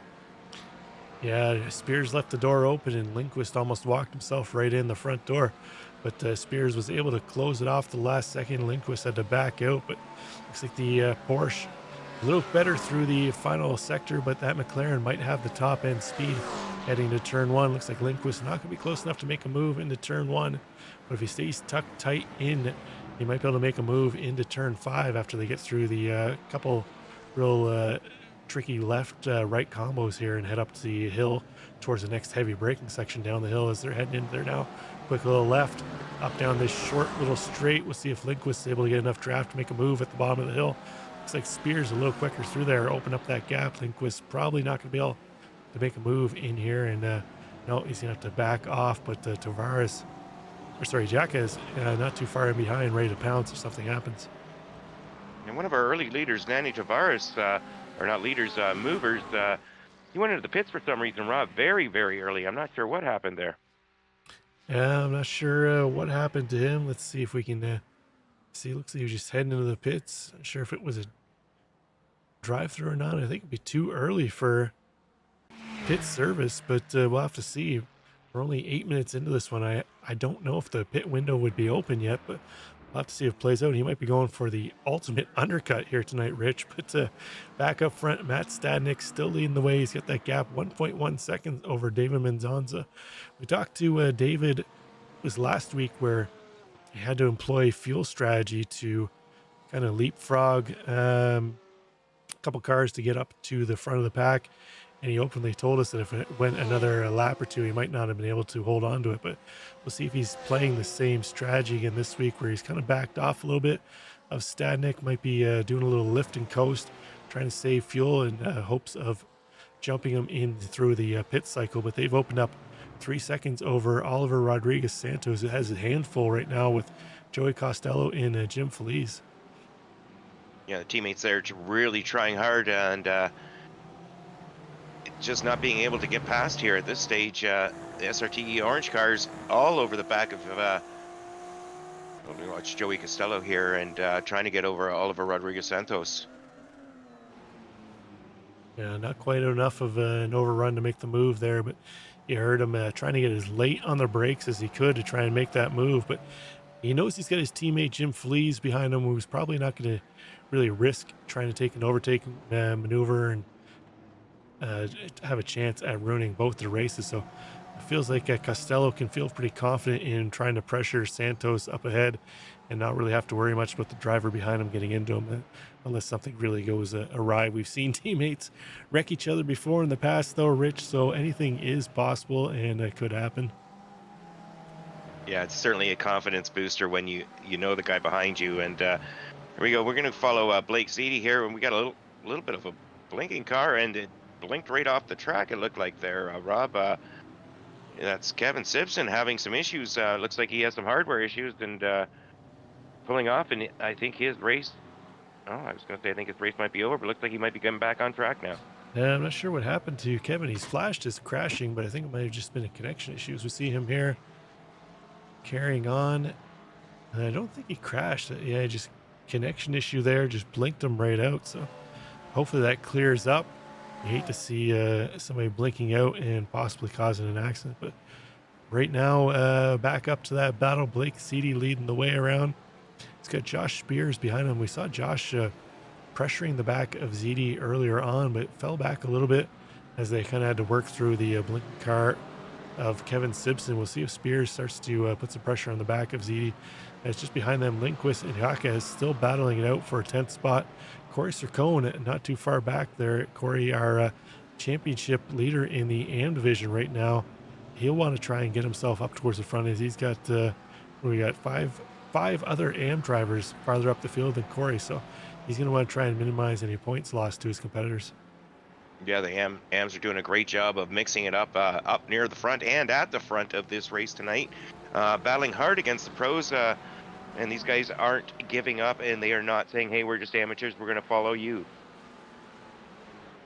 Yeah, exactly. It's only a number in iRating, Rich. It's only a number in iRating.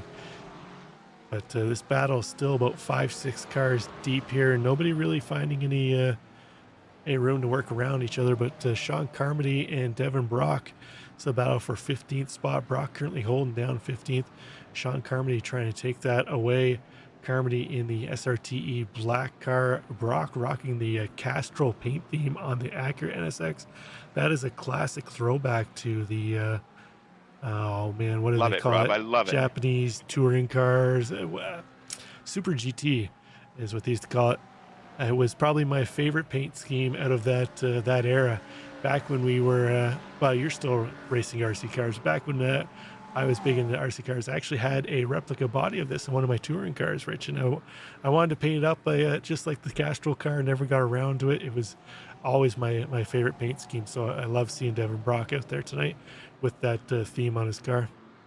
Yeah, Devin's up one position, and he's got Sean Carmody all over the back of him, but doing a great job holding him off thus far. Yeah, well done. By two of them battling out, but just behind them, we got William Fenson trying to chase down Douglas Curry, and then Nestor Santana not too far back. So that's a battle for 17th, 18th, and 19th. So we've got cars battling all throughout the field here, Rich. Nobody really separated by more than a second and a half up and down through the standings, other than I'm looking up here, David Mendonça falling back even farther off Stadnik.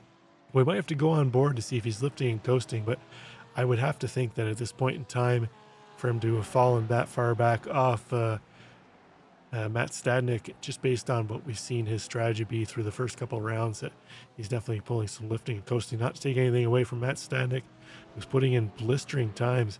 He's got the best lap of the race right now, a 1:42.2, which the only other driver in the 42s right now is David Mendonça. So that's usually the kind of pace out there right now with our top two drivers.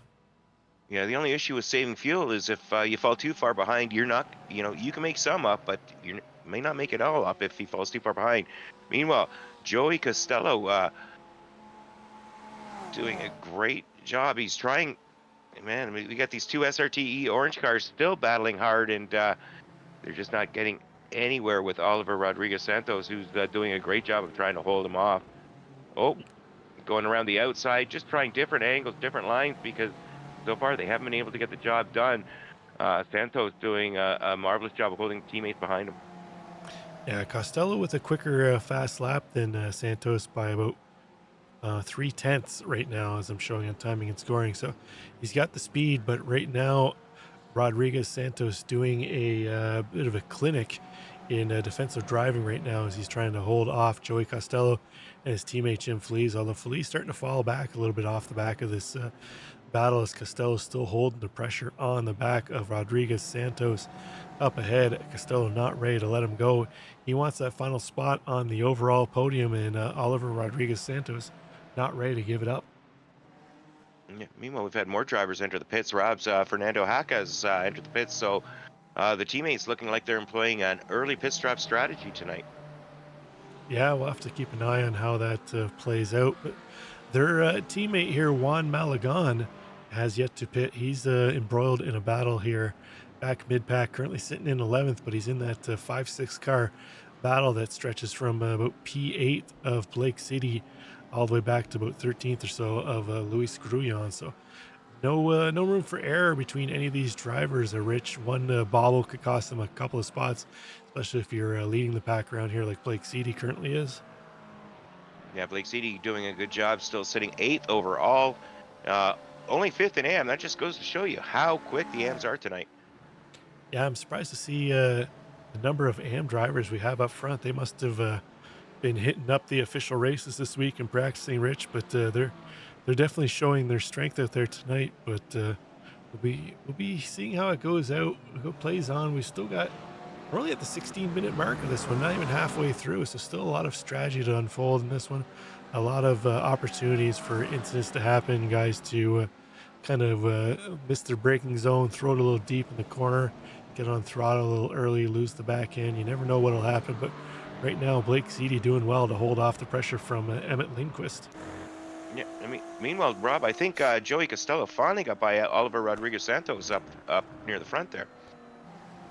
No, he's still behind him. Santos still leading. Okay. Yeah. Looks like they kind of flipped and flopped. Maybe, I guess it might have just been around one corner. Meanwhile, yeah, he got him for one corner, and that was the end of that. So never mind. Sorry about that, guys. Yeah, Yeah, we'll take a quick look at what happened there. Oh, it looked like Rodriguez Santos blinked out. Connection issue for a minute. So that's what you were seeing on timing and scoring there, Rich. Meanwhile, they're still following nose to tail. We got Joey Costello holding off the teammates, and or sorry, Joey Costello trying to catch Oliver Rodriguez Santos with his teammate right behind him. They're just they're not able to get the job done. And oh, that's it. Joey's had enough. He said, "I'm coming into the pits now. I can't get by him on the track. Let's see if I can beat him in the pits." I think this is a smart play by Costello.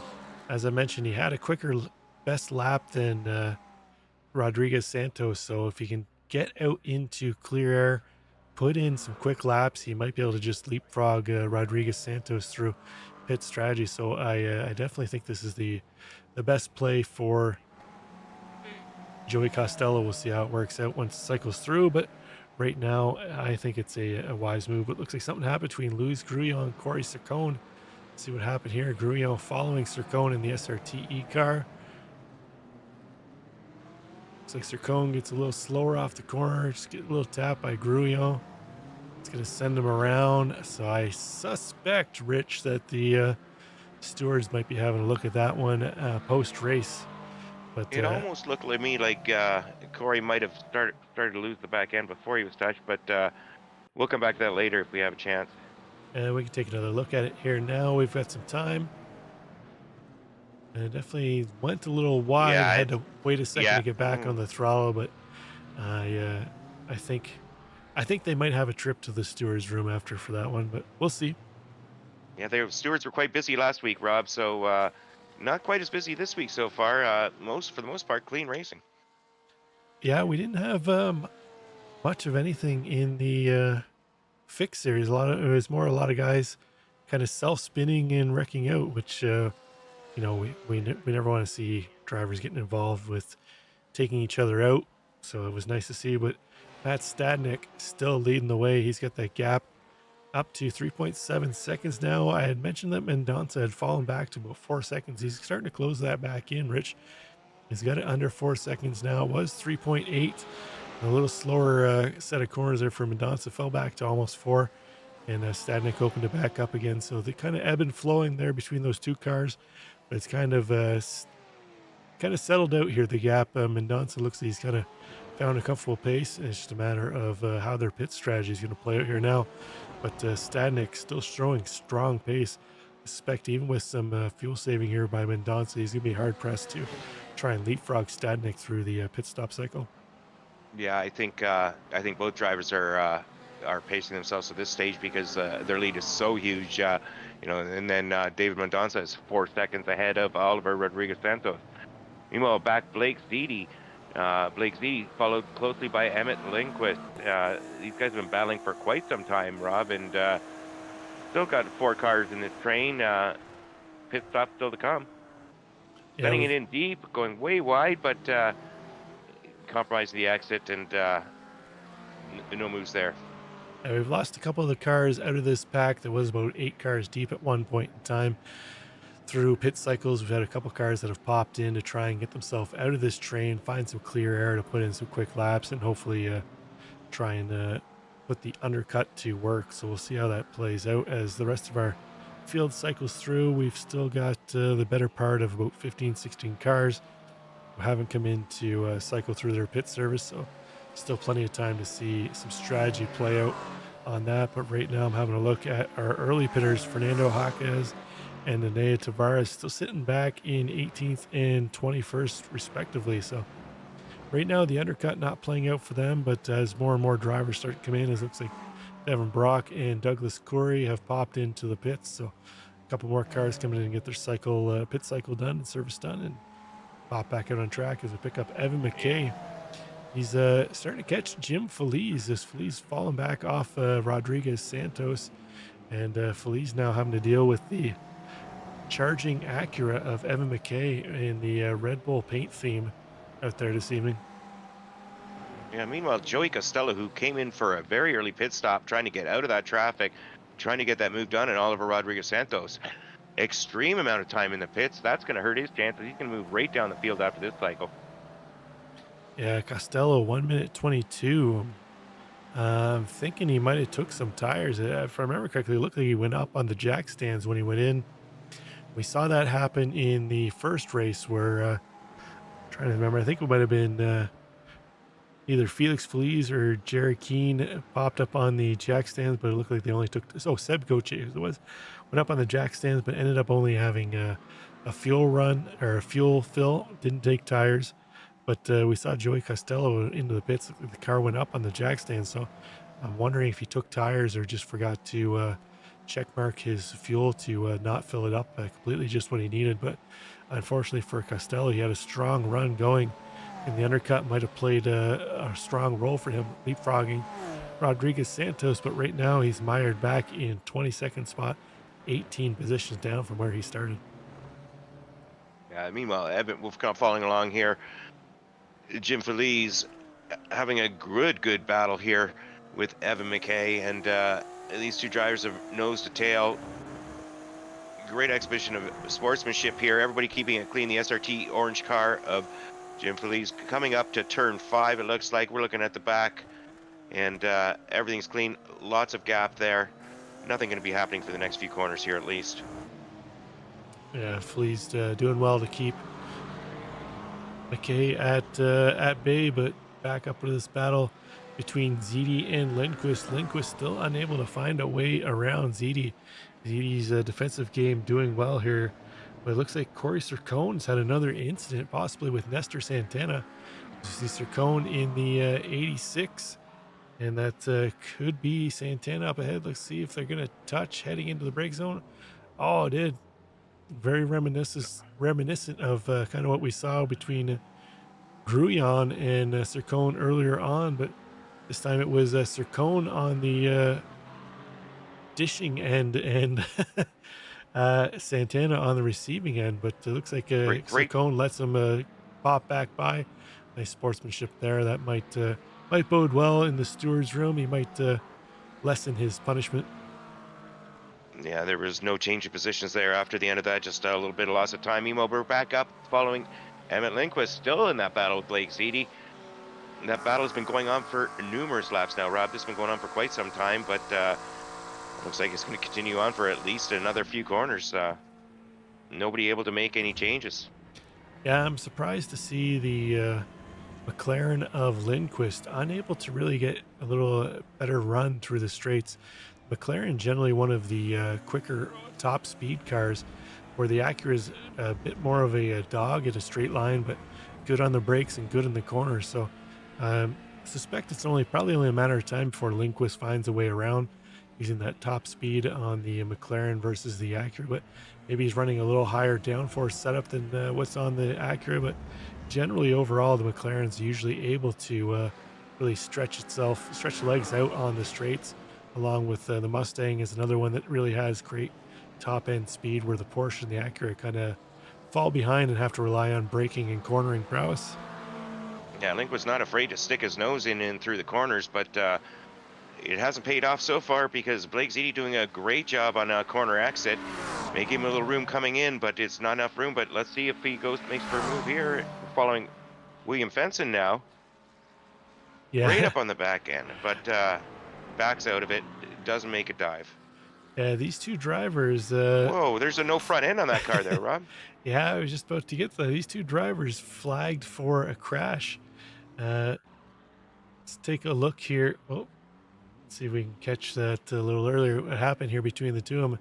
Nene Tavares with a front end on his car there now, but let's see what happened. I believe William Fenson was involved here. Looks like Fenson got sideways. Tavares with nowhere to go, and iRacing just kind of boops the front bumper off, says, "You don't need this," and off it goes. Slow motion. Yeah, I think that was unfortunate for Tavares that he lost the front bumper on that a little bit of contact. iRacing should probably patch that up. It seemed like very light damage to be losing the front bumper on that one, but unfortunately for Tavares, he's suffered some more damage, and it looks like he's back in the pits again. As we see Blake Ziti coming into the pits, he's up on the jack stands too as well.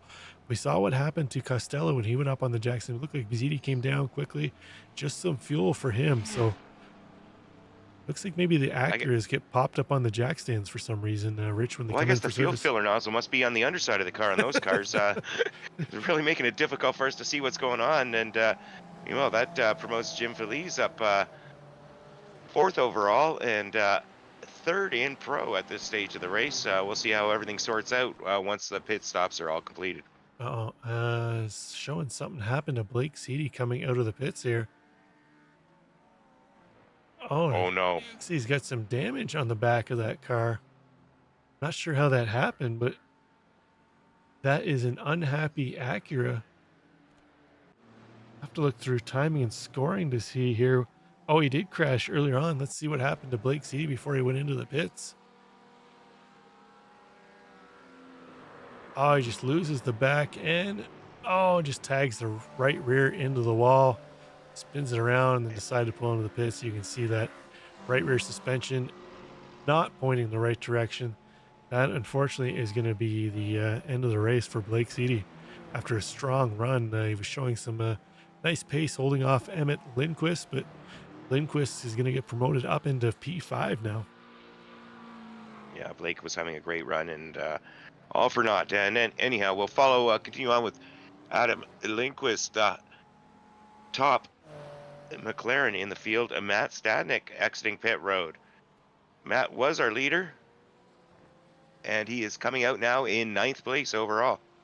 Yeah, Let's see where Stadnik came in for getting his service, so that was our leader, as you mentioned, Rich. But now to shift our eyes back to David Mendonça to see if he's going to follow suit this time through, or if he's saved enough fuel to go another lap or two. But right now he's holding 5.3 seconds over Oliver Rodriguez Santos, but he's going to go a little wide to the corner there. That might have been on the verge of a slowdown, but definitely going to be a 1X for going out wide there. But right now, Mendonça leading the way, and Stadnik found a little bit of clear air. He's got 3 seconds of the car ahead, so he can still keep pushing forward, putting in the quick laps. But it'll be a matter to see whose fuel game has worked out better here, Rich.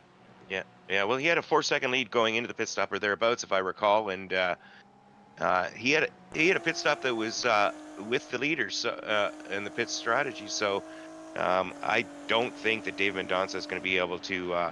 He may be able to gain a second, but he's not going to gain 4 seconds there. As we watch Oliver Rodriguez Santos coming into the pits, followed by 3 or 4 others. So it looks like we're starting to get towards the end of this pit window.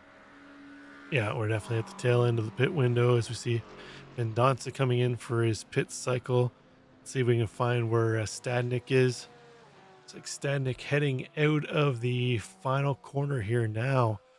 So I suspect he should be able to cycle back through to the lead as Mendonça's still in his stall here now. He's leaving his stall. Stadnik coming across the start-finish line. So it's going to be close, but I think Stadnik's going to find himself back up front. There he is there now. And Mendonça closed that gap a little bit. It's now down to 3.5 seconds, but right now Stadnik putting in the quick laps to keep himself out front. We're waiting for Lindquist and Malagon to come in for their pit service, but Stadnik now the belle of the ball as it stands right now, Rich, with under 10 minutes to go. Yeah, Dave Mendonça is showing himself to be the master at fuel savings and his strategy. He did gain over a second, but unfortunately he needed a lot more than that. When we're going to go back up to Oliver Rodriguez Santos, he's following Jim Feliz. These guys are battling hard here for 5th and 6th positions. Yeah, Feliz was able to leapfrog Rodriguez Santos through pit cycle.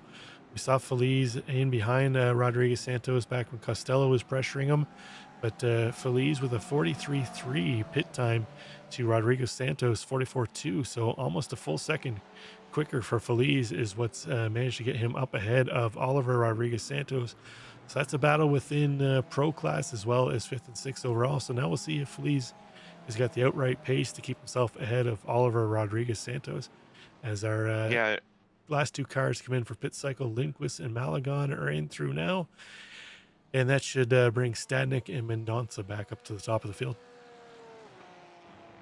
It definitely will, and the Jim Feliz, he looked like he had pace over Oliver Rodriguez Santos, but we will find out for sure now.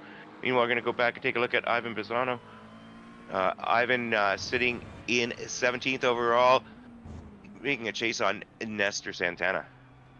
Yeah, it's a battle for 7th in class, but as you mentioned, 16th and 17th overall. We saw Santana involved in an incident not too long ago with Corey Sircone.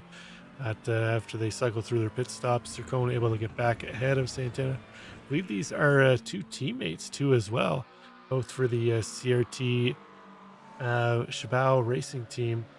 Although Santana's isn't showing up here, but I believe he is on the same team, so I don't suspect either one will be throwing it deep into a corner trying to make a move around the other. But looks like something happened to Jim Feliz. We're just talking about how he got around Oliver Rodriguez Santos, but let's see what happened to Feliz up against the wall. That was the after effect. Let's see what got him there. Again, coming through the final corner, just going to lose the back end of that Acura. A little similar to what we saw happen to Blake Seedy teammates, except Feliz just came in with the front nose. He should be able to get turned around back on track and carry on, where Seedy had detrimental suspension damage. So unfortunate day for the SRT drivers. Seedy, Feliz, and Costello, not the race they wanted to have definitely here tonight, Rich. They they showed great pace. Just a rather unfortunate incidents, and both similar, very similar. Meanwhile, Josh Spears looking off the back at Juan Malagon in that Mercedes. Juan, the only Mercedes driver out here tonight, all over the back of Josh. We've got, looks like just under 8 minutes remaining, Rob. So, we're looking at maybe 5 more laps. So if it's going to move to be done, it's got to be done quick. Josh pulling out a little bit of a gap, and looks like he's held him at bay for now. Yeah, looks like Malagon just pulled into the pits to take his service, so that's going to give a little respite to Josh Spears. He's got a gap now, 5.7 seconds back to Sean Carmody now. Looks like our closest battle right now on track is between Emmett Lindquist and Fernando Jaquez. Jaquez up 5 spots from where he started in 11th, up into 6th overall now. Faring a little better than teammate Nenea Tavares. No, they both wanted to probably try and work their way up through the field together. Those Ferraris showing that they don't really quite have the outright pace at Portimao compared to the Porsches and the Acuras here tonight. But Jaquez up into 6th spot. Lindquist up ahead. He might be able to make a move around him. Looks like Jaquez a little quick lap on the board by about 4/10. So he's got the pace over Lindquist. Just a matter of trying to find a way to make them move around there. We've seen that overtaking opportunities haven't been plentiful, Rich, where a lot of our drivers have really had to rely on a mistake from the driver that they're trying to chase to move around. No, definitely. And Fernando Jaquez is up 5 positions, but Emmett Lindquist, let's not count him out, Rob. He's up 9 positions on the day, and looks like he may be our hard charger so far. He is, yeah. He's our biggest mover and shaker. Actually, he's tied with Sean Carmody. They're both up 9 spots. Carmody currently in 9th overall. Lindquist in 5th overall, but both moving up 9 spots on the day. So nice job by the two of them. Right now, Sean Carmody kind of just in purgatory here with nobody really to chase up in front. He's got Josh Spears 5, almost 6 seconds up ahead. But then Luis Grullon not too far behind. He's closed that gap the last couple laps. Carmody had almost 2 seconds over Grullon. Grullon charging through, trying to put some pressure on them, but they got Devin Brock not too far behind them. But back half of the field a little more spread out than what we've seen as a couple SRT teammates now. Sircone and Feliz, guys that we've seen involved in some incidents the last few laps, trying to push their way through. Along with another car we had connection issues with early on. Looks like they've cleared up for Kevin Simpson. So 3 cars that haven't had the race they were setting out and looking to have, Rich, trying to make their way back through the field. Yeah, I wonder if Kevin might have had some sort of hardware issue as well, because he just pulled off the track and came to a complete stop. So anyhow, nice to see him out battling back again, trying to make the best of a bad situation for all 3 of these drivers. Yeah, no doubt. Let's take a look up at our leaders, see how it's going for Matt Stadnik. Holding steady, 3.8 seconds over David Mendonça. Mendonça actually now with the quickest lap last time by 0.2 over Stadnik. So Mendonça has presumably enough fuel load to get him to the end where he can push but I think he's going to run out of time to try and make a push towards Matt Stadnik. As Stadnik's really shown to be the class of the field here tonight. He's led this one from start to finish so far, with only a matter of probably about 2 more laps to go on this one. He's just got to hold it together for a little bit longer, Rich, and he'll have himself a win in week 3, also round 3 of the Throttle Freaks Open Series. Yeah, it'd be interesting if Matt can hold on to this win. That'll be 2 out of 3 weeks where the amateur has taken the overall title. So it remains to be seen if it happens. Meanwhile, we continue following on with Emmett Lindquist. Emmett looking to make a move on keeping right up on the back of Evan McKay, and these drivers are battling nice and tight here. We're running out of time, so these guys are sitting in 4th and 5th overall. 3rd in class, though. Yeah, tough battle between these 2 pro drivers. Right now, Lindquist holding the, or no, sorry, they're not. McKay is an AM driver. Lindquist is a pro. So right now, Lindquist holding down final spot in the pro podium as we see him trying to look around the outside of McKay. McKay's going to hold him off for now, but Fernando Haca is lurking in behind, ready to take advantage of if anything happens there. And actually, Adam Ostrich not too far back behind in the Porsche 2 as well. You see him kind of just out of camera shot coming in here and there. So possibility of a 4 position loss here if something were to happen between any of these drivers. Yeah, and quite often that's the way it goes. And when it's tough to make a move, when somebody gets desperate, they try that, and it's often the 3rd car in the train takes advantage and makes the best of the opportunity. Well, it remains to be seen here. Oh, Meanwhile, going is. a little bit, getting loose here. Emmett Lindquist he's got the position, Rob. He's got to try and hold it on around the outside. I'm not sure. We've seen cars slide off around there, particularly the Acuras that McKay is in, but McLaren looking very planted. Lindquist able to make that move. That's going to move him up into 4th spot. That's going to give him sole position, Rich, of the Hard Charger Award of the day as they cross the line with the white flag out. So this will be the final lap. As you see Evan McKay going defensive on the inside, trying to hold Fernando Haca off around the outside. Haca is going to make that move stick. So in a matter of 3 corners, Evan McKay is dropped from 4th place all the way back into 6th. He's definitely going to want to try and recover that and hold off Adam Ostrich in behind him now, as Ostrich is probably licking his chops, seeing what happened to McKay up ahead, trying to take advantage of that too as well. As he looks to the inside of McKay, he's going to try and late break into the corner here. McKay's going to fend him off. Ostrich not close enough to make a move, just trying to force a mistake for McKay, but McKay not biting. Yeah, I mean, he lost those 2 positions, unfortunately, for Evan McKay, but those were pro drivers passing the AM driver. But like I said, every point counts. Meanwhile, we're looking at Luis Grion. Luis sitting 5th in AM right now, and Luis trying to make moves on Sean Carmody on this last lap. Yeah, it's a battle for 4th and 5th in the AM class, 9th and 10th overall.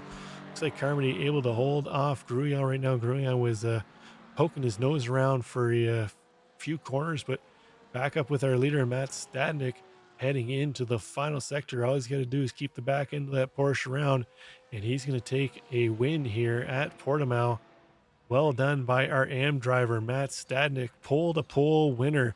Congratulations to him. David Mendonça going to bring it home 2nd. Oliver Rodriguez Santos into the final corner here now. He's going to bring home final spot on the overall podium. Emmett Lindquist and Fernando Haca coming across the line. McKay able to hold off Ostrich. Check back in on this battle between Carmody and Gruillon. Gruillon fell off the back of Carmody. Carmody's going to hold on to 9th spot. Gruillon's going to have to settle for 10th. Devin Brock heading across the line. Jim Feliz, he's going to lead that battle between he, Simpson, and Sircone. We got to go a little farther back to find Ivan Bassano. That's 15th place there. Nestor Santana just in behind him. A couple teammates heading to the line. Formation finish for the 2 of them. Joey Costello. Douglas Curry coming into the final corner too as well. William Fenton and our final car, Juan Malagon on the lead lap. So that'll do it, Rich. That's going to make it official here in round 3 at Portimao in the GT3 Open Series for the Throttle Freaks. Yeah, another fabulous race. Algarve did not disappoint, Rob. Fabulous track, elevation changes, tough, hard braking zones, but very difficult to pass. You almost had to kind of force a move or hope for a mistake. We didn't see too many passes tonight, but we did see some late in the race that let some people move up and cost Evan McKay a couple of overall positions, but still retained his second place in the end standing. Yeah, overall, fairly clean racing top to bottom here tonight from the two series. But take a look at our final standings. Matt Stadnick could bring it home. Winner from pole, David Mendonça in second, Oliver Rodriguez Santos in third, Emmett Lindquist in fourth, Fernando Jaquez in fifth, Evan McKay sixth, Adam Ostrich in seventh, Josh Spears in eighth, Sean Carmody in ninth, and rounding out the top 10, Luis Grullon. Yeah, and then we had Devin Brott following in 11th, followed by Jim Feliz and Kevin Simpson, Corey Sircone, all of them having a little bit of incidents but battling back. In 15th, we had Ivan Pisano, followed in 16th by Nestor Santana. Joey Costello with the long pit stop, finishing 17th. Douglas Curry, 18th. 19th, we had William Fenson, and in 20th, Juan Malagon. Yeah, excellent race here overall, Rich. Definitely what we like to see as far as clean racing, but looks like we got our winner, Matt Stadnick, in the booth. Rich, I believe you caught up with Matt. How's it going, guys? Hey, congratulations, Matt. You took pole, and you just ran away with it. How'd that go for you, and where'd you find the pace? Oh, I love this track. So, shout out to the SRT team, Joey, Blake, Jim, Sean, all those guys that practice with us, every week. We really push each other to just go faster and find places where we're not fast and other people are fast, and it seemed to work out for us, So It was it's just really a good. fun track. Oh, it certainly looked it, and I'd forgotten about it until we saw some in-car views, and then I remembered it. It's been a while since I ran it. Unfortunate for your SRT Orange teammates, they were battling hard, but didn't have the luck you had. But nice to see an amateur for the second time in 3 weeks turn out on top. Did that surprise you? A little bit. I knew I had pace coming in here. We did a couple officials during the week, and it was feeling sort of good. But you never know with these guys. Dave was right there during practice. I'm like, oh, that guy Dave might take it. I don't know. He's starting to feel it. So you never know, but it certainly feels good when you can land it all right and have a good week. Oh, awesome. Well, congratulations once again. Anybody you'd like to thank or give a shout out to? Shout out to the team. I mean, we practice so hard, and everybody has their strengths and weaknesses, and we really help each other out every week. So big shout out to those guys. Well, awesome. Yeah, it looked like you guys definitely did do some work because we showcased your team quite a lot tonight because you seem to have a lot of pace. And congratulations once again, and look forward to seeing what you can do next week. Thanks, guys. Take care. You too. Okay, that was our overall winner, Matt Stadnick. Let's bring our P2, David Mendonça, into the booth here. David, last week we saw how your fuel strategy played out for you. You were able to cycle through to the pit stops and get yourself up front. Unfortunately, this week didn't work out for you. Did you have the same kind of strategy coming into this one? Kind of, but I got scared. I ended up finishing the race with a whole another lap of fuel. I wasn't sure if we were going to go the extra lap or not. Emmett on our team, he called it right, and he underfueled, but I chickened out. We were talking. I thought whenever you dropped back a couple seconds off Matt earlier on that you were going into fuel save mode, but like you said, it didn't work out for you. Sometimes you got to throw the chicken out the window and just go for it. But this week at Portimao, we've talked to a lot of the fixed drivers we talked to in race one. They hadn't had a whole lot of experience in Portimao. Is Portimao a track that you've raced at before, or is it one that was fairly new to you as well this week? I've done one race here, an endurance race, so I had a little bit of practice, but Matt was just so fast. I mean, even in practice, I think his best lap was faster than my optimal. So, I mean, he definitely had it figured out, and I just had nothing for him. Yeah, he mentioned to us that he'd done a couple of officials this week, so he had his homework done and ready to go for you. You feeling confident heading into next week, or is it one you're going to have to kind of put in some practice for? I haven't done Mugello in a long time, but it should be all right. My kryptonite is Road America in a couple weeks, so that'll be a fun one for me. Yeah, we head back to a couple great American tracks later on in the series: Coda, Road America, Road Atlanta, and Sebring. So it'll be interesting to see how those play out. Definitely popular tracks in the service. But anybody you want to shout out here, David, before we let you go? Just thanks, Solpec and Abruzzi and all the guys at Solpec Precision Racing, and all the teammates for helping out. And thanks to you guys for putting on a great show. Perfect, David. Well, thanks for that, and congrats on the P2, and we hope to see you back up at the front again next week. All right, thanks, guys. Bye now. Okay, that was P2, Rich. Overall, David Mendonça.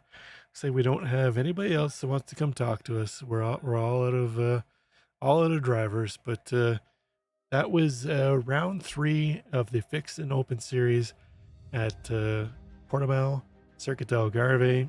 As David just mentioned, next week we head to Mugello, another FIA Grade 1 Formula type track where it's very similar. Not a whole lot of overtaking opportunities there either. You've got turn 1 there, as well as turn numbers escaping me here, but it's the 2nd to 4th last couple of corners you can make a move, Rich. So our drivers are going to really have to find their pace next week to get up the top of the qualifying to have a great race, but I expect more of the same next week. Yeah, we had some close battles, but not a whole lot of passing tonight. So, just like in Formula One last week, you got to put your car in a position to finish high, and the easiest way to do that is to qualify up front. No doubt. So for myself, Rob Campbell, and my co-part Richard Swindell is in the booth, we're going to sign off from Circuit del Algarve, Portimao in Portugal, and we'll see you next week in Mugello. Have a good one. Good night.